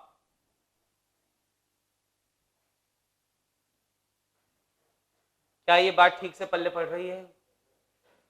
अरे पक्का? ठीक है, हाँ बेटा। परमिटिविटी देखो वैसे तो मैथमेटिकली ही डिफाइन की गई थी, has been defined mathematically, but फिर भी अगर अपने को समझना हो तो अगर किसी मीडियम की परमिटिविटी ज्यादा है, ऐसा हम समझे, किसी मीडियम की परमिटिविटी ज्यादा है तो वो मीडियम सेम चार्ज के लिए कम फील्ड लाएगा। कम फील्ड लाएगा मतलब फोर्स क्या लगाएगा, कम लगाएगा। सेम चार्ज के लिए मीडियम में फोर्स दूसरे चार्ज पे क्या आएगा, कम आएगा। तो परमिटिविटी ज्यादा होने का असर ये होते जाता है कि फोर्स कम होते जा रहा है। नंबर एक समझने का तरीका ये है। तरीका नंबर 2, परमिटिविटी जितनी ज्यादा होती है चार्ज का लीकेज उतना आसान होते जाता है कि वो मीडियम चार्ज को लीक करेगा। फॉर एग्जाम्पल, कंडक्टर की परमिटिविटी मानते हैं हम लोग इनफाइनाइट, तो कंडक्टर की इनफाइनाइट मतलब एक चार्ज बॉल ली तुमने और एक कंडक्टर लगा के अर्थ से कनेक्ट कर दिया तो उस बॉल का पूरा चार्ज उठ के अर्थ में चले जाएगा, क्योंकि उसकी परमिटिविटी इनफाइनाइट है, तो वो चार्ज लीक आसानी से कर देगा। ये बात ठीक है? ऐसा हम लोग कह सकते हैं। तो बेसिकली इलेक्ट्रोस्टैटिक फोर्स नेचर में कैसा होता है दोस्तों, कंजर्वेटिव। क्या ये बात समझ में आ गई अपने को? हाँ या ना? अब अल्टीमेटली ये फॉर्मूला लगाना है, फोर्स निकालना है। फोर्स वेक्टर क्वांटिटी है तो उसका एडिशन सब्ट्रैक्शन भी करना होगा, तो किसके जैसा करेंगे, वेक्टर जैसे ही करेंगे, बोलो ना। तो वेक्टर्स का थोड़ा सा ध्यान रखना है बस, पक्का ना? अगर दोनों पॉजिटिव चार्ज होंगे या दोनों निगेटिव चार्ज होंगे तो फोर्स फिर रिपल्सिव लेना है, और एक पॉजिटिव एक निगेटिव होगा तो फोर्स अट्रैक्टिव लेना है। आ गई क्या बात समझ में? इतना याद रख लेंगे। चलिए लिखिए, सवाल लिखिए, सवाल लिखिए। फिर सवाल ऐसा है दोस्तों,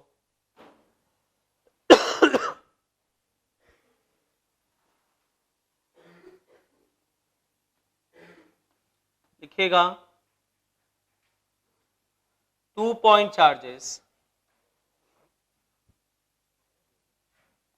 2 point charges plus q and plus 4q,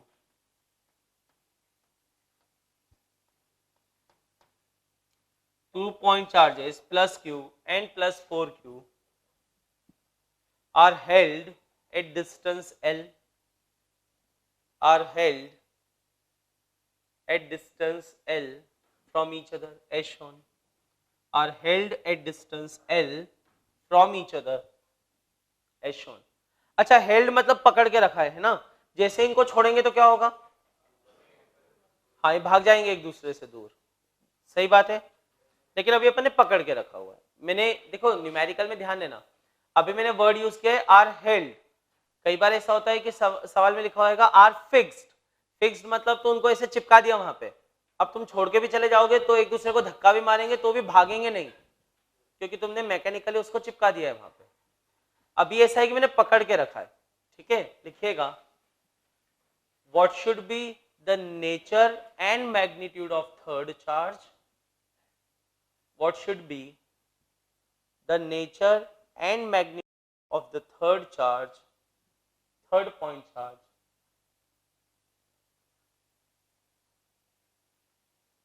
And where should it be kept? And where should it be kept? On line joining A and B. On line joining A and B, such that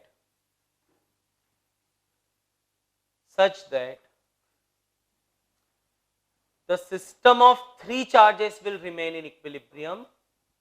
The system of three charges will remain in equilibrium when released. The system of three charges will remain in equilibrium when released. सवाल देखो फिर से पढ़ देता हूं पूरा. 2 point charges A and B having charges Q and 4Q are held at distance L. बोलो ना, are held at distance L. ठीक है. सवाल क्या है? What is the nature? Nature यानी पॉजिटिव है या निगेटिव है? And magnitude of third charge and where it should be kept. कहाँ रखा जाना चाहिए, क्या नेचर होना चाहिए इन दोनों की लाइन ज्वाइनिंग पे, जिससे क्या हो जाएगा, तीनों को छोड़ा, तीनों को, तो सिस्टम किस में रहे, इक्विलिब्रियम में रहे, तीनों का सिस्टम इक्विलिब्रियम में रहे. ये बात ठीक है. और इसका एक और सवाल लिख लीजिए. यहां तक लिखा भी आपने. एक सवाल और है, what kind of equilibrium this will be. ये इक्विलिब्रियम किस टाइप का होगा, स्टेबल होगा, अनस्टेबल होगा, न्यूट्रल होगा, कैसा होगा, ये भी करना है. पक्की बातें समझ में आ गया क्या? स्टेबल होगा, अनस्टेबल होगा, न्यूट्रल होगा, कैसा होगा. L/3 from plus Q. किधर बेटा, लेफ्ट में, राइट में? लेफ्ट में, मतलब बाहर सिस्टम से, बीच में, इससे L/3 बीच में.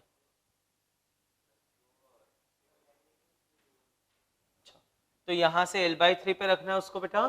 कितना आंसर आ रहा है तुम्हारा, यहां से L/3, और मैग्नीट्यूड कितना आ रहा है उसका, प्लस क्यू. देखते हैं.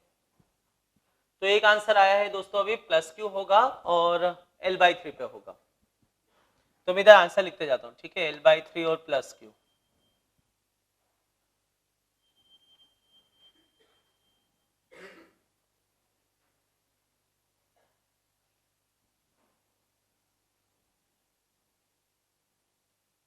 किसी और कुछ का अलग आए चलेगा, ठीक है. अलग होना गुनाह नहीं है. हाँ, और ऐसा भी जरूरी नहीं है यही सही हो. आप तो अपना आंसर दीजिए बिंदास.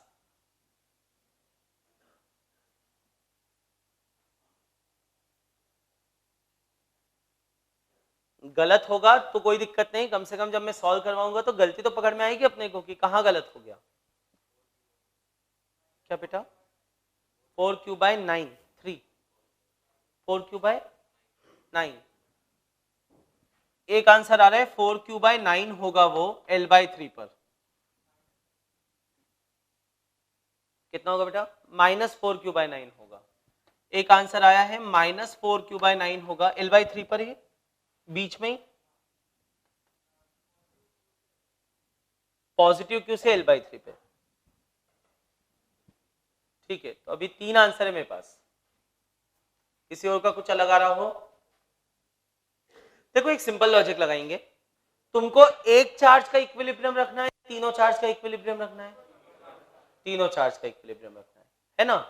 और यहाँ पे सब कुछ खेल उसी लाइन पे हो रहा है ना. जबकि इक्विलिब्रियम होता है दोस्तों, तो मैकेनिक्स में हमने पढ़ा है इक्विलिब्रियम का मतलब होता है नेट फोर्स भी 0 होना चाहिए और नेट टॉर्क भी 0 होना चाहिए. इक्विलिब्रियम का मतलब होता है नेट फोर्स भी 0 हो और नेट, तो यहाँ तो टॉर्क तो 0 आना ही आना है क्योंकि सब कुछ खेल उसी लाइन का है और ये सेंट्रल फोर्स है. तो टॉर्क की तो कोई प्रॉब्लम है ही नहीं यहाँ पे. तो यहाँ पे सवाल में सिर्फ क्या करना है अपने को, नेट फोर्स 0 करना है. हाँ या ना. तो इक्विलिब्रियम का मतलब हमारे लिए सिंपल ये है दोस्तों, by equilibrium we mean that net force on every charge should be 0. देखो जैसे ही आप ऐसा कह देते हो तो पक्की बात है आपको बहुत सारी चीजें लॉजिकली ही समझ में आ जाएंगे। अगर ये क्वेश्चन ऑब्जेक्टिव में होगा ना दोस्तों, तो आप कुछ एक ऑप्शन तो वैसे ही एलिमिनेट कर दोगे। ध्यान से देखिए, तुम चाहते हो तीनों पे नेट फोर्स 0 हो, मतलब इस पे भी नेट फोर्स 0 होना चाहिए। बोलो ना, इसको वो प्लस क्यू धक्का मारेगा या खींचेगा, पुश करेगा या पुल करेगा, रिपेल और अट्रैक्ट? रिपेल करेगा ये। अरे पक्का ना? तो ये रिपेल करेगा, तो ये वो तो धक्का मार रहा है। अब अगर गलती से यहाँ पे अपन ने बीच में पॉजिटिव और रख दिया तो दिक्कत क्या हो जाएगी इस बेचारे के साथ, तो वो भी धक्का मार रहा है, ये भी धक्का मार रहा है, तो फिर इसमें नेट 0 कैसे होगा? इस पे भी तो नेट 0 होना चाहिए ना। अरे पक्का? The logic goes with this also, इसको ये भी धक्का मारेगा और ये भी धक्का मारेगा, इसकी कहानी अजीब हो जाएगी। अच्छा, इसकी कोई प्रॉब्लम नहीं है। हाँ, इसमें ऐसा हो सकता है कि ये धक्का मारे इधर और ये धक्का मारे उधर, इसको कोई दिक्कत नहीं है। इसको प्लस होने से भी कोई दिक्कत नहीं और इसको माइनस होने से भी कोई दिक्कत नहीं है। ये जो बीच वाला चार्ज है ना दोस्तों, जो बीच में रखना पड़ेगा, ये प्लस भी होगा तो दोनों धक्का मारेंगे और ये माइनस भी होगा तो दोनों खींचेंगे। इस पे नेट 0 आ सकता है, ये बात ठीक है, इससे फर्क नहीं पड़ेगा। लेकिन अगर ये प्लस हो गया तो इन दोनों की आफत हो जाएगी, इसलिए इसको तो क्या होना पड़ेगा, माइनस। तो बीच में अपने को एक माइनस चार्ज रखना है दोस्तों। अब बीच में ही रखना है, ये भी प्रश्न है कि बीच में ही रखना है क्या? तो थोड़ी चीजें अपन चाहे तो मैथ्स पे छोड़ सकते हैं, गणित पे, चाहे तो फिजिक्स लगाना हो तो पहले से अक्कल लगा सकते हैं कि बीच में ही रखना पड़ेगा। कैसे? मान लो तुमने इधर रखा निगेटिव,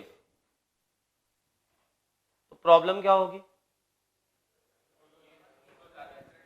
अब इसका इक्विलिब्रियम नहीं हो सकता। क्यों? क्योंकि इसको ये भी अपनी तरफ खींचेगा, ये भी अपनी तरफ खींचेगा।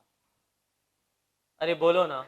तो जिस लॉजिक से उधर नहीं रख सकते उसी लॉजिक से इधर भी नहीं रख सकते, तो रखना भी कहां पड़ेगा? दोनों के बीच में रखना पड़ेगा। तो देखो कितनी चीजें क्लियर हो गई। रखना दोनों के बीच में ही पड़ेगा, रखना निगेटिव ही पड़ेगा, और मजे की बात ये चार्ज कम है तो ये कम फोर्स लगाएगा, और अपने को फोर्स बराबर रखना है, तो फिर अगर ये कम वाला है तो इसको बोलना पड़ेगा भाई तेरा चार्ज कम है तो इससे डिस्टेंस कम रखना पड़ेगा, यानी रखना भी अपने को L/2 के इधर ही रखना पड़ेगा। अरे हाँ या ना? अब इतनी चीजें अगर सवाल देख के समझ जाओ तो फिर करने की जरूरत पड़ेगी क्या? फिर तो चार ऑप्शन में एक ही ऐसा होगा जो मैच करेगा। निगेटिव भी रखना पड़ेगा, L/2 से भी कम रखना पड़ेगा, बीच में भी रखना पड़ेगा। तो चार ऑप्शन में से एक वैसे ही लगा दोगे आप, कुछ भी कैलकुलेशन करने की जरूरत नहीं। और इसलिए मैं बार बार कहता हूँ कि IIT बहुत ही एकदम लल्लू परीक्षा है। थोड़ा सा फिजिक्स ठीक लगाओ, जरूरत ही नहीं पड़ती है सवाल करने की, बहुत कम 2-3 लाइन में हो जाते हैं। पर चलिए अभी हम लोग कर लेते हैं।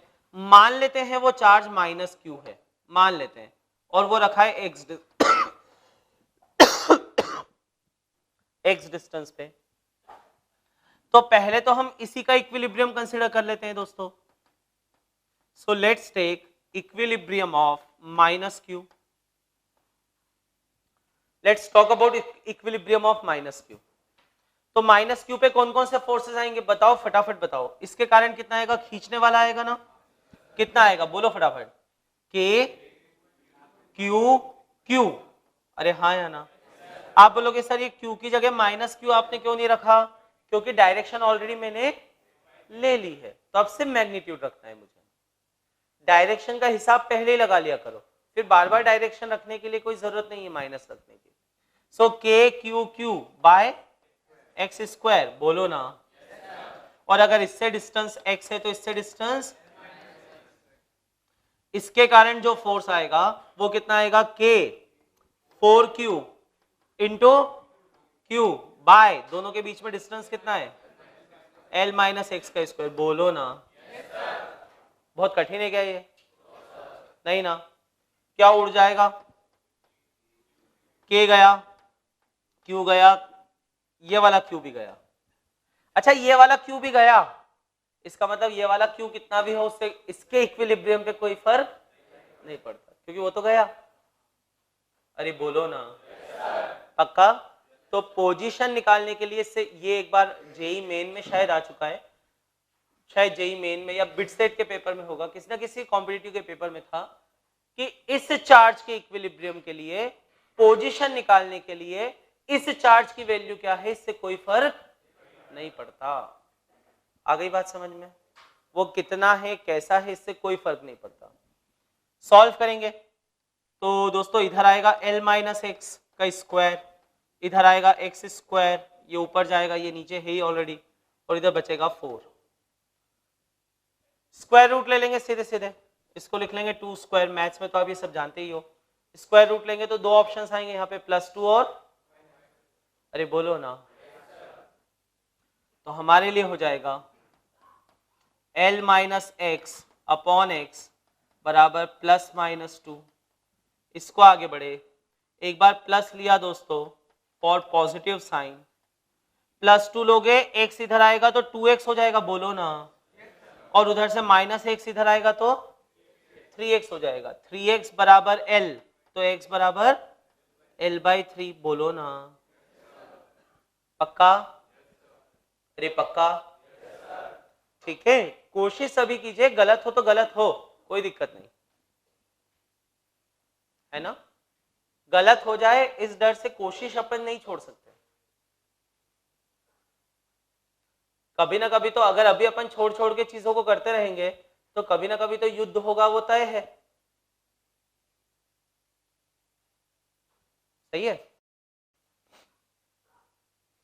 राजस्थान के एक शायर हैं, उन्होंने एक लाइन लिखी है, राजस्थान में महाराणा प्रताप थे तो वहां पे वो उनके लोगों को ऐसा लिखते हैं, उनको बताते हुए कि द्वंद्व कहां तक पाला जाए। अब द्वंद्व कहां तक पाला जाए, द्वंद्व का मतलब क्या होता है? नहीं यार, द्वंद्व का मतलब युद्ध थोड़ी था, द्वंद्व मतलब डायलेमा। डायलेमा कि जैसे डायलेमा होता है ना अपने को, करें ना करें, ये बुक करें ना करें, ये करें ना करें, ऐसा डायलेमा होता है ना। तो द्वंद्व कहां तक पाला जाए, पाला जाए मतलब कब तक ये डायलेमा रखोगे।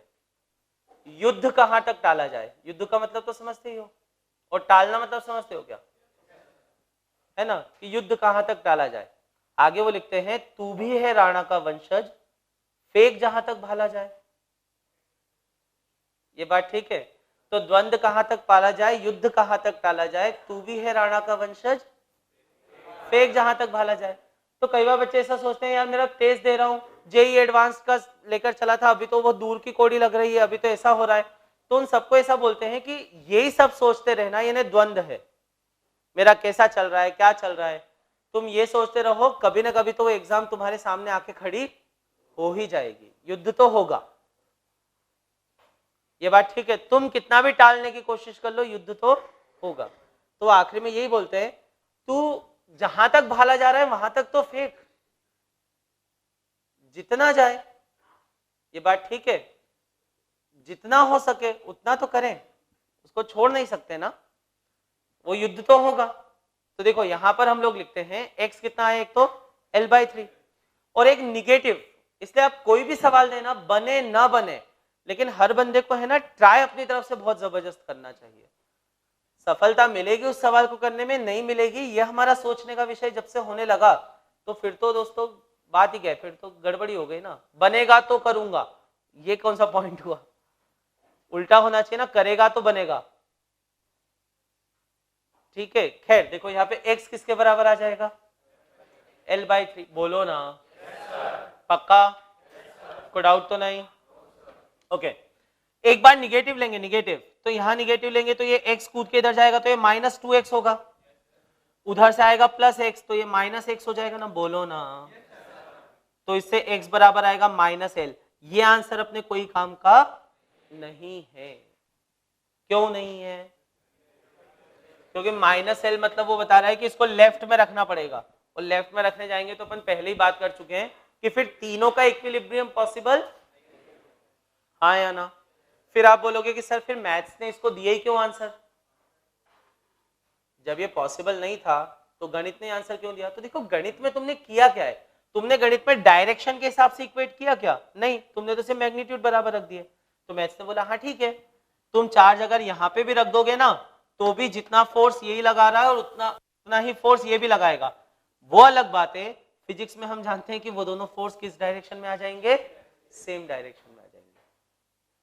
मैथ्स के हिसाब से फोर्स के मैग्नीट्यूड बराबर होंगे वहां पर भी, लेकिन फिजिक्स के हिसाब से वो आंसर नहीं होगा, क्योंकि अपने को अपोजिट भी चाहिए फोर्स। सिर्फ मैग्नीट्यूड बराबर करना उद्देश्य थोड़ी है, और यहां मैग्नीट्यूड बराबर किया पक्का, इसलिए मैथ्स ने अपने को एक और आंसर दे दिया कि भाई ये भी ले ले, इस पे भी मैग्नीट्यूड बराबर ही आएंगे। हमारे फिजिक्स के हिसाब से सिर्फ यही आंसर है। बोलो बोलो पक्का, पल्ले पड़ रहा है सबको, ठीक है। तो अपने को रखना पड़ेगा इसको L/3 पे। ये आंसर तो तभी सभी बच्चों ने सही दिया था, वेरी गुड। अब पॉइंट ये है कि इसको निगेटिव ही क्यों लेना है, ये मैं आपको समझा चुका हूं। अभी तुमने इसका इक्विलिब्रियम कंसीडर किया है ना, अब किसका ले लो, या तो इसका या इसका, उसका तो हो गया, अब इनमें से किसी एक का ले लो। ये मिटा दूं क्या, तो लिखिएगा से इक्विलिब्रियम ऑफ Q, हम इस Q का इक्विलिब्रियम ले लेते हैं, इक्विलिब्रियम ऑफ Q।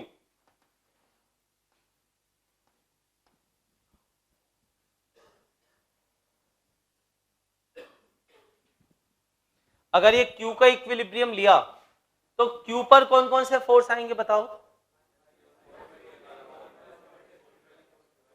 दो आएंगे। एक ये खींचेगा क्योंकि इसको निगेटिव लेना चाह रहे हैं हम, इसको निगेटिव लेना ही पड़ेगा, चाह रहे हैं या लेना पड़ेगा, लेना पड़ेगा। और ये +4Q इसको धक्का मारेगा ना, और इन दोनों धक्के और खींचने को बराबर रखना पड़ेगा ना अपने को, पक्का। तो अब हम लिखेंगे 4Q का धक्का इसके ऊपर, वो हो जाएगा K into 4Q into Q upon में दोनों के बीच में डिस्टेंस है L, L का स्क्वायर। बोलो हाँ या ना, पक्का, अरे पक्का। और ये -Q कितना खींचेगा उसको, -Q कितना फोर्स लगाएगा, K उसका चार्ज Q, इसका चार्ज निकालना है, माइनस नहीं रखेंगे, डायरेक्शन ले चुके हैं, अपॉन दोनों के बीच में डिस्टेंस का स्क्वायर, L/3 का स्क्वायर। बोलो ना, यहाँ पे आ जाएगा L/3 का स्क्वायर। ये L/3 के स्क्वायर को पकड़ के उधर ले जाओ, Q से Q कटेगा, K से K कटेगा, L स्क्वायर से L स्क्वायर भी कटेगा। सॉल्व करोगे तो ये Q बराबर कितना आ जाएगा दोस्तों, 4Q/9 and it should be negative. बोलो ना, so correct answer would be -4Q/9। वो -4Q/9 ही होगा, बिल्कुल सही है। और साथ में निगेटिव होना पड़ेगा, और साथ में L/3 पे होना पड़ेगा। आ गई क्या बात समझ में, ठीक है। तो यहां तक तो अपना सवाल हो गया दोस्तों। अब इसके बाद की कहानी करते हैं। एक सवाल और पूछा था इसमें मैंने आपसे, ये इक्विलिब्रियम का टाइप कैसा होगा, स्टेबल होगा, अनस्टेबल होगा या न्यूट्रल होगा, ये सब हटा दूं, ठीक है। ये स्टेबल इक्विलिब्रियम होगा, अनस्टेबल इक्विलिब्रियम होगा या न्यूट्रल इक्विलिब्रियम होगा। कितने बच्चों का कुछ विचार है इस बारे में, हाथ खड़ा कीजिए। चलो गुड गुड गुड। अनस्टेबल कितने बच्चे बोल रहे हैं, अनस्टेबल, चलो जितने लोग बोल रहे हो अनस्टेबल ही बोल रहे हैं। स्टेबल, स्टेबल 3 बच्चों कहना है स्टेबल इक्विलिब्रियम होगा। और किसी का न्यूट्रल, न्यूट्रल इक्विलिब्रियम, ठीक है। तो उत्तर होगा दोस्तों, ये आप सॉल्व करोगे प्रॉपर्ली, प्रॉपर्ली सॉल्व करना मतलब चेक करोगे, this would be N unstable equilibrium, unstable. अच्छा कैसे चेक करते हैं इक्विलिब्रियम स्टेबल है या अनस्टेबल, हाँ किसी भी एक को थोड़ा सा डिस्प्लेस करा के देख लो, अगर जिधर डिस्प्लेस कराया उधर ही निकल ले तो कौन सा ये स्टेबल होता है या अनस्टेबल, अनस्टेबल होता है। जिधर डिस्प्लेस कराया वो वापस से इक्विलिब्रियम में आने की कोशिश करे तो ये स्टेबल होता है, और जहां डिस्प्लेस करा के छोड़ा वहीं पे भी रहता है तो न्यूट्रल, हाँ या ना। यही चेक करने का तरीका होता है अपना, यानी इनमें से किसी भी एक पार्टिकल को लो, उसको डिस्प्लेस करा के देखो, डिस्प्लेस कराने पर अगर वो उधर ही निकल ले तो अनस्टेबल, वापस से इक्विलिब्रियम में आने की कोशिश करे तो फिर स्टेबल। बोलो ना, पक्का ना, कोई डाउट तो नहीं। और अगर जहां पे डिस्प्लेस कराया है वहीं पर रह जाए तो न्यूट्रल इक्विलिब्रियम होगा, होगा या नहीं होगा, ठीक है। तो यहां पर अब देखो किसी भी एक को पकड़ लेते हैं, मान लो इसी को ले लिया, इसको बोलेंगे भाई तू थोड़ा उधर खसक, इसको इधर रखा हमने, अब इसको जैसे ही उधर रखोगे, जैसे ही उधर रखोगे, ऑब्वियसली इससे उसका डिस्टेंस क्या हो गया, कम, तो इसका खींचना बढ़ जाएगा ना, हाँ या ना, इसका खींचना क्या हो जाएगा, बढ़ जाएगा ना, बोलो बोलो, कोई डाउट तो नहीं, ठीक है। और इससे वो दूर हो गया है ना, तो इसका खींचना कम हो जाएगा ना, तो फिर नेट फोर्स इसके ऊपर उधर ही आ जाएगा ना, तो इसको थोड़ा सा उधर डिस्प्लेस कराओगे तो उधर ही जाके इससे ठुका जाएगा ना, अरे बोलो ना, और थोड़ा सा अगर इधर डिस्प्लेस करते तो इधर ही चले जाते। बस अगर ऐसा है तो ये कौन सा इक्विलिब्रियम है, अनस्टेबल इक्विलिब्रियम है। और यहां पर एक बंदा है दोस्तों, उसने एक थ्योरम बनाई थी इसके ऊपर, उसने बोला था अगर चार्ज पार्टिकल का इक्विलिब्रियम सिर्फ और सिर्फ इलेक्ट्रोस्टैटिक फोर्सेस के कारण होता है, जैसे यहाँ पे आप देखिए, यहाँ पर आपने किसी चार्ज को चिपकाया था क्या फेविकॉल से टेबल के ऊपर, नहीं, यानी कोई मैकेनिकल फोर्स लगाया था क्या, नहीं, पकड़ के रखा था क्या उसको, नहीं, यहाँ पे इक्विलिब्रियम सिर्फ किसके कारण था, सिर्फ इलेक्ट्रोस्टैटिक फोर्स के कारण, हाँ या ना, तो वो कहता है वो इक्विलिब्रियम हमेशा ही अनस्टेबल होगा। इस थ्योरम को कहते हैं दोस्तों जॉर्ज अर्नशॉ थ्योरम, ठीक है, एक थ्योरम है जिसे कहा जाता है जॉर्ज अर्नशॉ थ्योरम, ठीक है, जो ये कहता है, लिखिएगा यहाँ पे एक थ्योरम लिख लेते हैं अपन, जो पहला पॉइंट तो खैर ये आ जाएगा that equilibrium will be unstable, equilibrium unstable होगा दोस्तों, ठीक है, इक्विलिब्रियम विल बी अनस्टेबल, और यहाँ पे हम एक थ्योरम लिख लेंगे दोस्तों George Earnshaw theorem. George Earnshaw theorem आप हेडिंग डाले ना, वो ये कहती है that if there exists an equilibrium, if there exists an equilibrium of charged particles, if there exists an equilibrium of charged particles due to electrostatic forces only, due to electrostatic forces only, then this equilibrium would be unstable. This equilibrium would always be unstable. This equilibrium would always be unstable. ये equilibrium unstable ही होगा। क्या ये बात समझ में आ रही है अपने को पक्के से? अरे बोलो ना। इस थ्योरम का नाम क्या लिखा आपने? George Earnshaw theorem. तो कभी अपने को इसमें डाउट मत रहने देना। अगर मान लो कोई ऐसा उसने कॉन्सेप्चुअल प्रॉब्लम बना दिया कि चार्ज पार्टिकल है, पूरा सिस्टम इक्विलिब्रियम में है और इलेक्ट्रोस्टैटिक फोर्सेस के अलावा कोई और फोर्स इन्वॉल्व नहीं है, सिर्फ इलेक्ट्रोस्टैटिक फोर्सेस ही इन्वॉल्व है, हाँ या ना? और फिर वो पूछे कि इक्विलिब्रियम कौन सा होगा, स्टेबल होगा अनस्टेबल होगा, तो बिना किसी संकोच के कहना कि वो इक्विलिब्रियम अनस्टेबल ही होगा। बोलो, आ रही है बात समझ में? कोई डाउट इसमें? पक्का एकदम? ठीक है, अगला सवाल लिखें। लिखिए,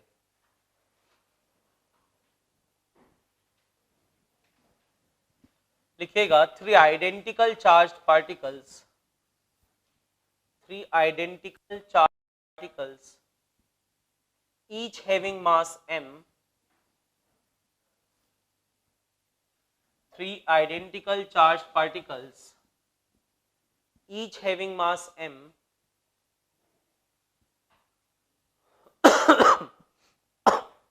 are suspended by light inextensible non-conducting threads, are suspended by light inextensible non-conducting threads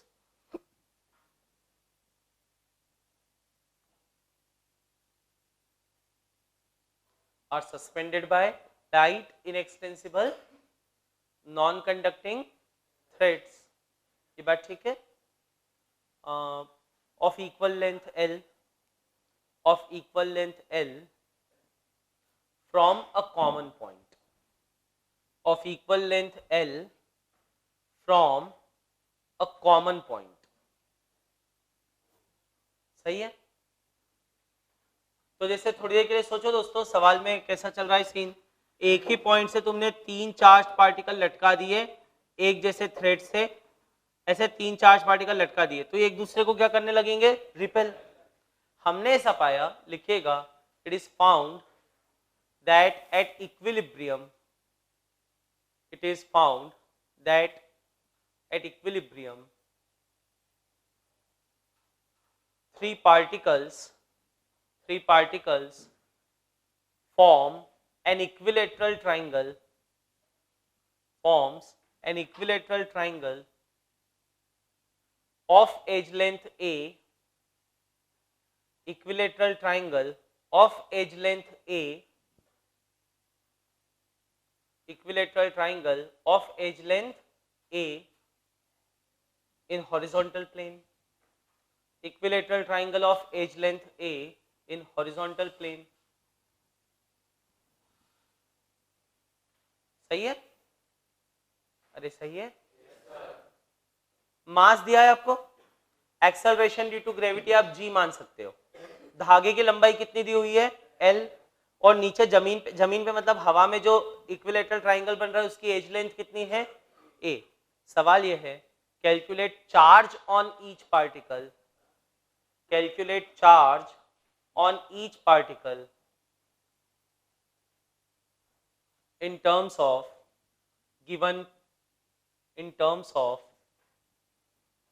given parameters. दिए हुए पैरामीटर्स में आप इक्विलिब्रियम आ चुका है, गिवन पैरामीटर्स की टर्म में आप हर पार्टिकल पे चार्ज निकालो, तीनों पे चार्ज भी सेम है तो वो चार्ज निकालना है। अच्छा, सब कुछ सिमेट्रिकल चलेगा ना, तो जमीन पे क्या बन जाएगा? वो इक्विलेटरल ट्राइंगल, और 3 धागों से वो एक ही पॉइंट से लटके हुए हैं। अब 3D में इमेजिन कर पा रहे हो क्या?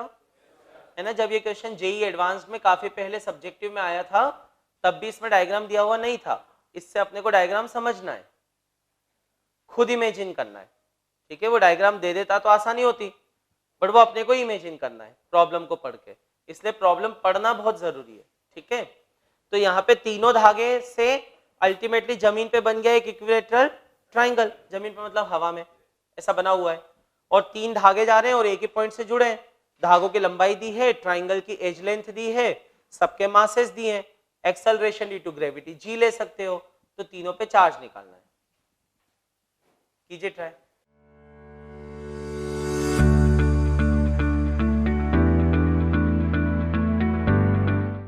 For complete series of lecture, join Catalyzer or download IIT Safalta app from Google Play Store.